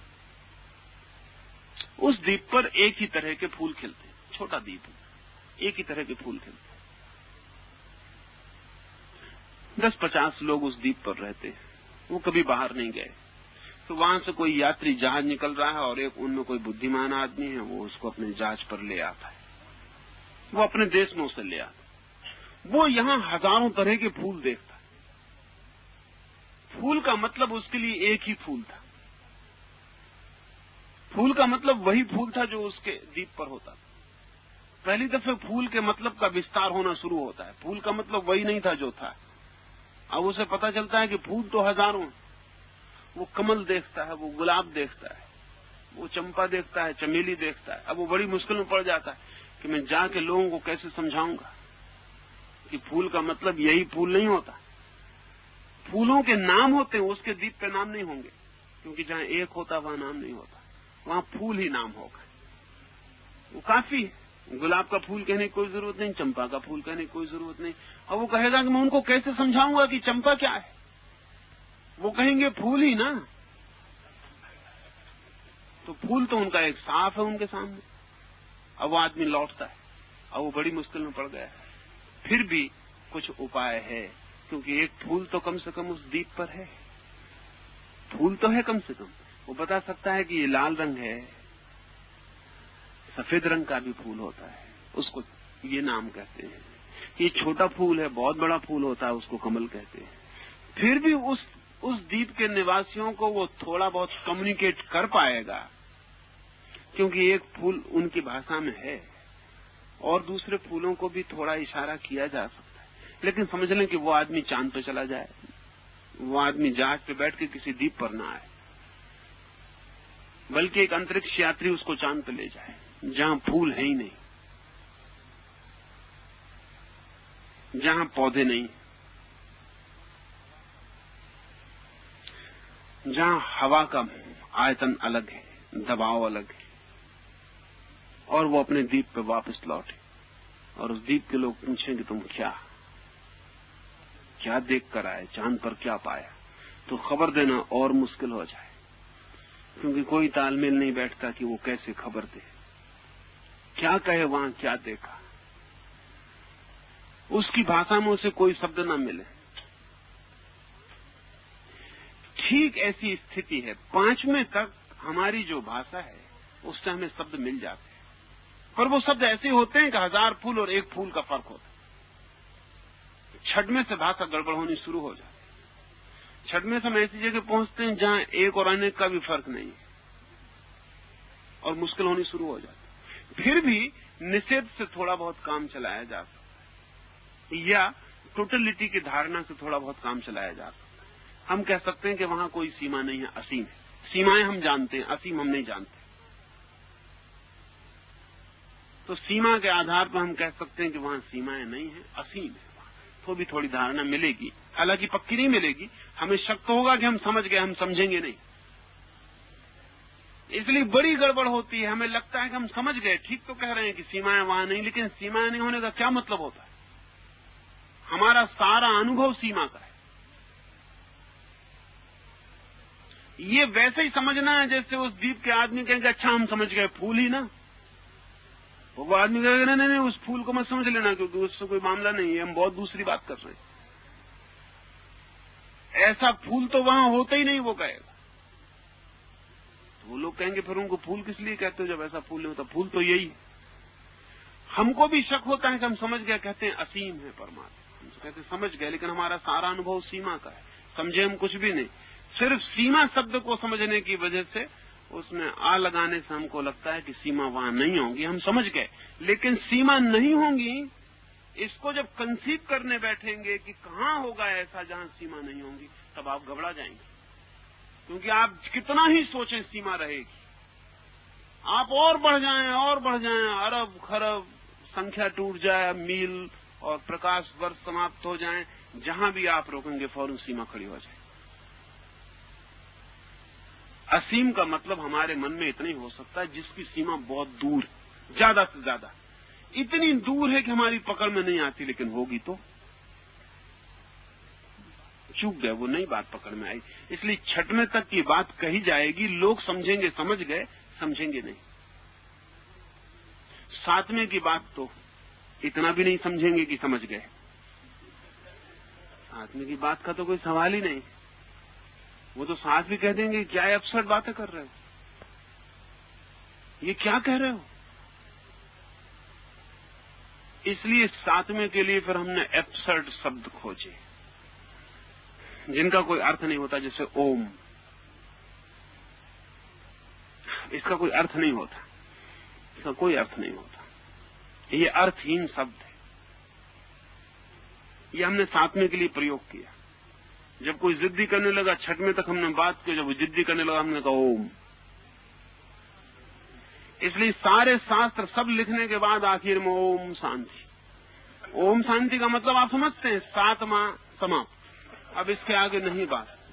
द सेवेंथ, द एंड, वो दोनों एक ही मतलब रखते हैं। इसलिए हर शास्त्र के पीछे हम इति नहीं लिखते, ओम शांति लिख देते। वो ओम सूचक है सातवें का कि अब कृपा करो, इसके आगे बातचीत नहीं चलेगी, अब शांत हो जाओ। तो हमने एक एब्सर्ड शब्द खोजा, उसका कोई अर्थ नहीं, उसका कोई मतलब नहीं होता। तो उसका कोई मतलब होता हो, मतलब हो तो बेकार हो गया, क्योंकि हमने उस दुनिया के लिए खोजा जहां सब मतलब खत्म हो जाते हैं, वो गैर मतलब शब्द। इसलिए दुनिया की कोई भाषा में वैसा शब्द नहीं।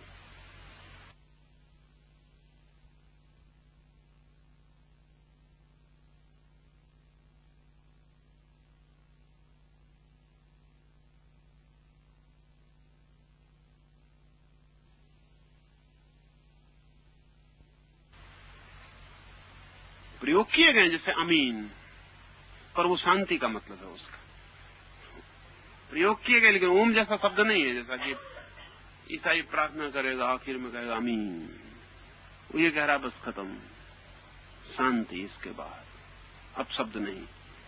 लेकिन ओम जैसा शब्द नहीं है, उसका कोई अनुवाद नहीं है संभव। वो हमने सातवें के लिए प्रतीक चुन लिया था इसको, इसलिए मंदिरों में उसे खोदा था सातवें की खबर देने के लिए, छठवें तक मत रुक जाना। ओम बनाते, राम और कृष्ण को उसके बीच में खड़ा कर देते। ओम उनसे बहुत बड़ा है, कृष्ण उसमें से झांकते हैं, लेकिन कृष्ण कुछ भी नहीं है। ओम बहुत बड़ा है, उसमें से सब झांकता है और सब उसी में खो जाता है। इसलिए ओम से कीमत हमने किसी और चीज को कभी ज्यादा नहीं दी। वो पवित्रतम है, पवित्रतम इस अर्थों में है, होलीएस्ट इस अर्थों में है कि वो अंतिम है, उसके पार, बियॉन्ड, जहां सब खो जाता है वहां वो है।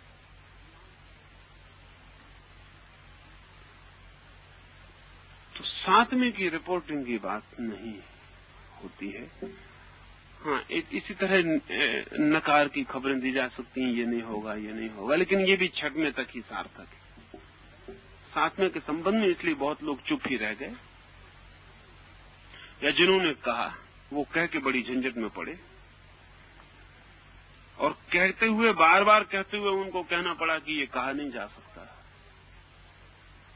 इसको बार बार दोहराना पड़ा कि हम कह तो जरूर रहे हैं लेकिन ये कहा नहीं जा सकता। तब हम पूछते हैं उनसे कि भाई बड़ी मुश्किल, जब नहीं कहा जा सकता आप कहें ही मत, पर वो कहते हैं वो है तो जरूर। और उस जैसी कोई चीज नहीं है जो कहने योग्य हो, लेकिन उस जैसी कोई चीज भी नहीं जो कहने में ना आती हो।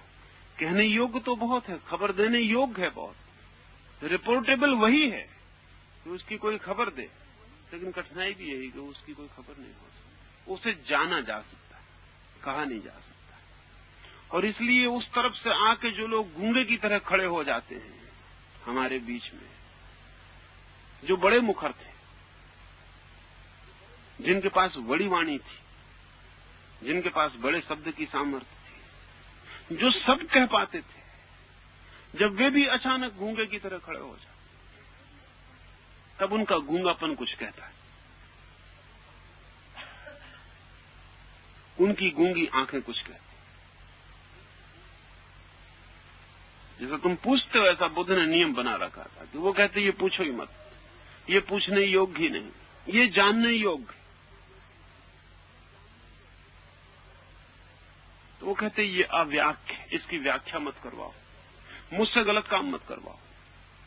लाओस से कहता है कि मुझसे कहो ही मत कि मैं लिखूं, क्योंकि जो भी मैं लिखूंगा वो गलत हो जाए। जो मुझे लिखना है वो मैं लिख ही ना पाऊंगा, और जो मुझे नहीं लिखना है उसको मैं लिख सकता हूं, लेकिन उससे मतलब क्या है। तो जिंदगी भर टालता रहा, नहीं लिखा नहीं लिखा नहीं लिखा। आखिर में मुल्क में परेशानी किया तो छोटी सी किताब लिखी, पर उसने पहले ही लिख दिया कि सत्य को कहा कि वो झूठ हो जाता है। पर ये सातवें सत्य की बात है, सभी सत्यों की बात नहीं। छठवें तक कहने से झूठ नहीं हो जाता, छठवें तक कहने से संदिग्ध होगा, पांचवें तक कहने से बिल्कुल सुनिश्चित होगा, सातवें पे कहने से झूठ हो जाए। जहां हम ही समाप्त हो जाते हैं वहां हमारी वाणी और हमारी भाषा कैसे बचेगी, वो भी समाप्त हो जाए।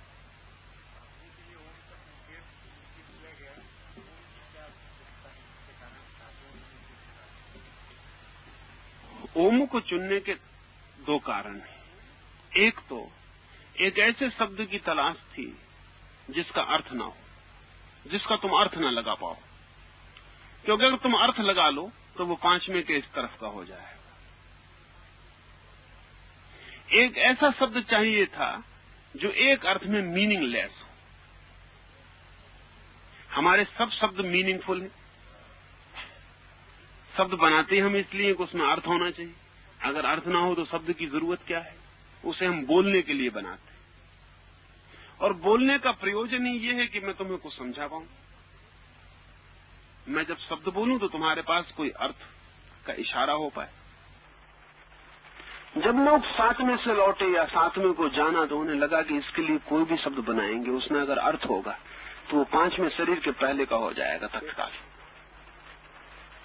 उसका भाषा को उसमें से अर्थ लिख दिया जाएगा, लोग पढ़ लेंगे और समझ लेंगे। लेकिन सातवें का तो कोई अर्थ नहीं हो सकता। या तो कहो मीनिंगलेस, अर्थहीन, या कहो बियॉन्ड मीनिंग, अर्थातीत, दोनों एक ही बात है। तो उस अर्थातीत को जहां की सब अर्थ खो गए हैं, कोई अर्थ ही नहीं बचा है। कैसा शब्द खोजे और कैसे खोजे और शब्द को कैसे बनाए? तो शब्द को बनाने में बड़े विज्ञान का प्रयोग किया गया।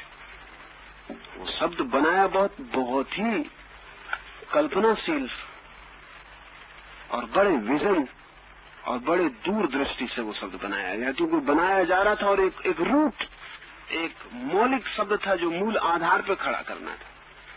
तो कैसे इस शब्द को खोजें जिसमें कि कोई अर्थ ना हो, और किस प्रकार से खोजें कि वो गहरे अर्थ में मूल आधार का प्रतीक भी हो जाए। तो हमारी भाषा की जो मूल ध्वनि है वो तीन है, AUM, आ उ मा। हमारा सारा का सारा शब्दों का विस्तार इन तीन ध्वनियों का विस्तार है। तो रूट ध्वनियां तीन है, आ उ मा। अच्छा, आऊ और मां में कोई अर्थ नहीं, अर्थ तो इनके संबंधों से तय होगा।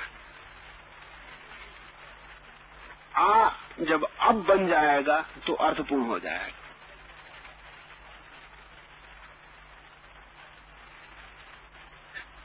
मां जब कोई शब्द बन जाएगा तो अर्थपूर्ण हो जाएगा। अभी अर्थ ही नहीं, आ उ मां, इनका कोई अर्थ नहीं। और ये तीन मूल है। फिर सारी हमारी वाणी का विस्तार इन तीन का ही फैलाव है, इन तीन का ही जोड़ है। तो ये तीन मूल ध्वनियों को पकड़ लिया गया, आ उ मा, तीनों के जोड़ से ओम बना दिया।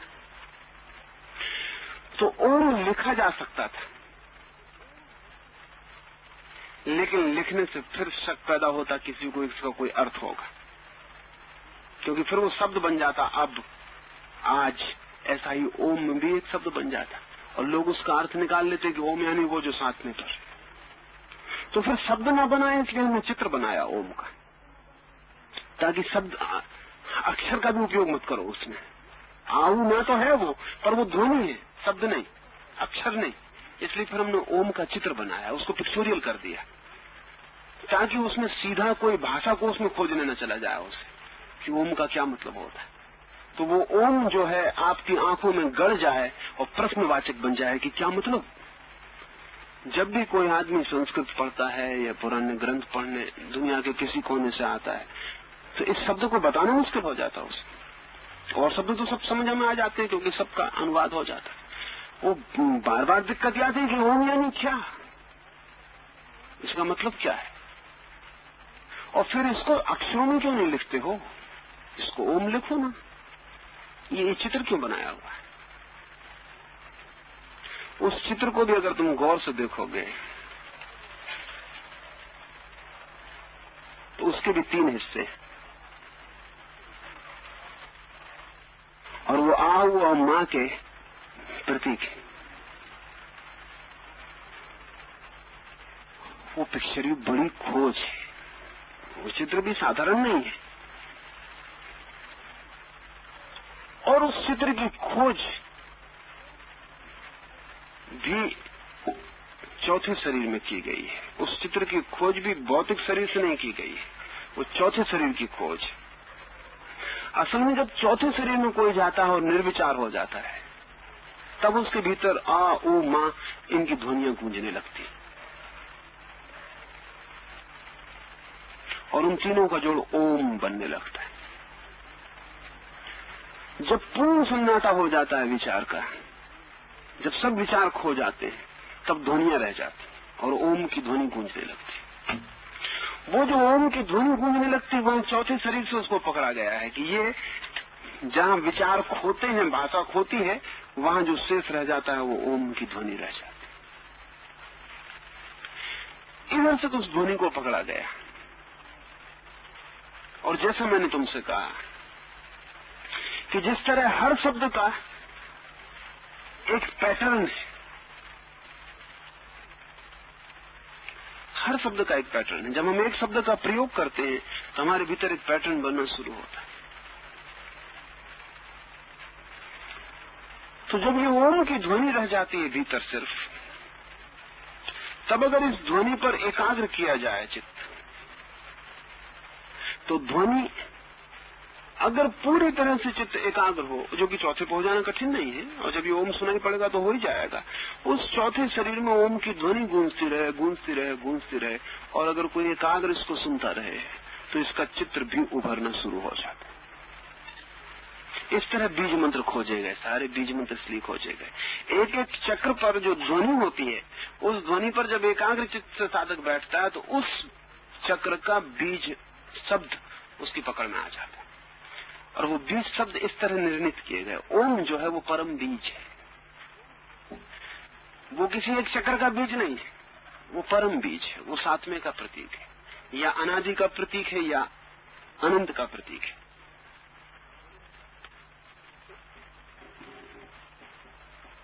इस भांति उस शब्द को खोजा गया और करोड़ों लोगों ने जब उसको टेली किया और स्वीकृत दी, तब वो स्वीकृत हुआ। स्वीकृत कर लिया कि एक आदमी ने कह दिया। करोड़ों साधकों को जब वही प्रतिबार हो गया और जब वो सुनिश्चित हो गया, इसलिए ओम शब्द जो है वो किसी धर्म की, किसी संप्रदाय की बपौती नहीं है। इसलिए बौद्ध भी उसका उपयोग करेंगे बिना फिक्र किए, जैन भी उसका उपयोग करेंगे बिना फिक्र किए। हिंदुओं की बपौती नहीं है वो, उसका कारण है। उसका कारण ये कि वो तो साधक को, अनेक साधकों को, अनेक मार्गों से गए साधकों को वो मिल गया है। दूसरे मुल्कों में भी जो चीजें हैं वो भी किसी अर्थ में उसके हिस्से।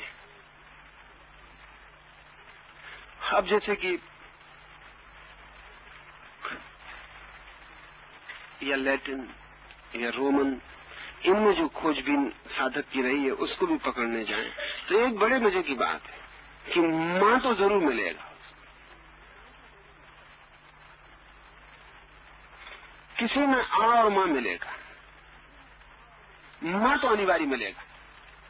उसके कारण ही कि वो इतना सूक्ष्म हिस्सा है कि अक्सर आगे का हिस्सा छूट जाता, पकड़ में नहीं आता, और पीछे का हिस्सा सुनाई पड़ता। तो ओम की जब आवाज होनी शुरू होती है भीतर, तो मां सबसे ज्यादा सरलता से पकड़ में आता है, और आगे का जो हिस्सा है वो दब जाता है पिछले मां से। ऐसे भी तुम अगर किसी बंद भवन में बैठ के ओम की आवाज करो तो मां सबको दबा देगा, और उनको दबा देगा और माँ एकदम व्यापक हो जाए। कि बहुत साधकों को ऐसा लगा कि माँ तो है पक्का, आगे के कुछ भूल चूक हो गई, सुनने के कुछ भेद है, और इसलिए दुनिया के सभी जहां भी जैसे अमीन, तो उसमें माँ अनिवार्य है।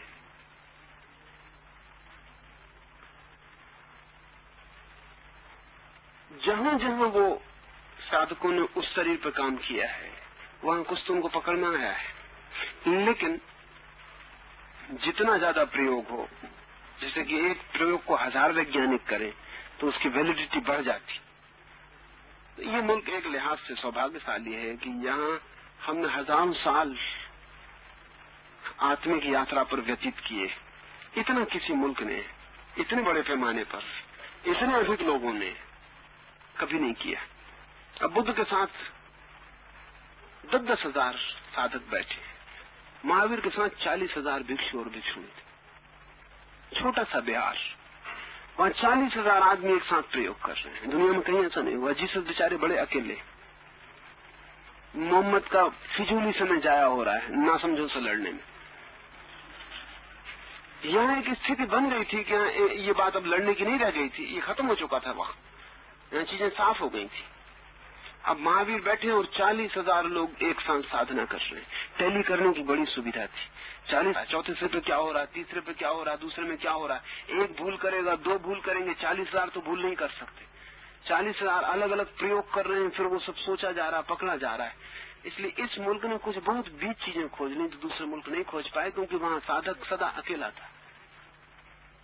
साधक इतने बड़े पैमाने पर कहीं भी नहीं था। जैसे आज पश्चिम बड़े पैमाने पर विज्ञान की खोज में लगा है, हजारों वैज्ञानिक लगे। इस भांति इस मुल्क ने कभी अपने हजारों प्रतिभाशाली लोग एक ही विज्ञान पे लगा दिए थे। तो वहां से वो जो लाए हैं वो बड़ा सार्थक तो है। और फिर कभी उसकी खबरें जाते जाते यात्रा में दूसरे मुल्कों तक पहुंचते पहुंचते बहुत बदल गई, बहुत टुड़ास है। वो स्वस्तिक का बचा हुआ हिस्सा है, लेकिन उसने इतनी यात्रा करते वक्त इतना टूट गया। स्वस्तिक बहुत वक्त से ओम जैसा एक प्रतीक था। ओम 7वें का प्रतीक था, स्वस्तिक प्रथम का प्रतीक है। इसलिए स्वस्तिक का जो चित्र है वो डायनेमिक है, मूव कर रहा है। इसलिए उसकी शाखा आगे फैल जाती है और मूवमेंट का ख्याल देती, घूम रहा है। संसार का मतलब होता है जो घूम रहा है, जो पूरे वक्त घूम रहा है। तो स्वस्तिक हमने प्रथम का प्रतीक बना लिया था और ओम अंतिम का प्रतीक था। इसलिए ओम में मूवमेंट बिल्कुल नहीं है, वो बिल्कुल स्थिर है, डेड साइलेंट, और सब रुक गया। वहां कोई मूवमेंट नहीं, उस चित्र में कोई मूवमेंट नहीं है। स्वस्तिक में मूवमेंट है, वो पहला और वो अंतिम। स्वस्तिक यात्रा करते करते कट के क्रॉस रह गया क्रिश्चियनिटी तक पहुंचते पहुंचते। और जब जीसस के वक्त में, क्योंकि जीसस की बहुत संभावना है कि वो इजिप्ट भी आए और भारत भी आए, वो इजिप्ट में भी थे और वो बहुत सी खबरें ले गए। उन खबरों में स्वस्तिक भी एक खबर थी, लेकिन वो खबर वैसी हुई सिद्ध जैसा कि वो आदमी जो बहुत फूलों को देख के गया और उस जगह जाकर उसने खबर दी जहां एक ही फूल होता था। वो कट गई खबर, वो क्रॉस रह गया। ओम का जो ऊपर का हिस्सा है वो इस्लाम तक पहुंच गया। वो चांद का जो आधा टुकड़ा वो बहुत आदर कर रहे हैं, वो ओम का टूटा हुआ हिस्सा है, ऊपर का हिस्सा है। वो यात्रा करते में कट गया। शब्द और प्रतीक यात्रा करते में बुरी तरह कटते हैं और हजारों साल बाद वो इस तरह घिस-पिस जाते हैं कि अलग मालूम होने लगते हैं। फिर पहचानने मुश्किल हो जाता है कि ये वही शब्द है, पकड़ने मुश्किल हो जाता है कि ये वही शब्द कैसे हो सकता है। नई धुएं जुड़ती हैं, नए शब्द जुड़ते हैं, नए लोग नई जबान से उसका उपयोग करते हैं, सब प्रकार अंतर होता जाता है। और फिर मूल स्रोत से अगर विच्छिन्न हो जाए तो फिर कोई तय करने की जगह नहीं रह जाती कि वो ठीक क्या था, कहां से आया, क्या हुआ। सारी दुनिया के आध्यात्मिक प्रवाह गहरे में इस मुल्क से संबंधित, क्योंकि उनका मूल स्रोत इसी मुल्क से पैदा हुआ और सारी खबरें इस मुल्क से फैलनी शुरू हुई। लेकिन खबरें ले जाने वाला आदमी के पास दूसरी भाषा थी। जिनको उसने खबर दी जाके उनको कुछ भी पता नहीं था कि वो क्या खबर दे रहा है। अब किसी ईसाई को, पादरी को, यह ख्याल नहीं हो सकता कि वो गले में जो लटकाए हुए है वो स्वस्तिक।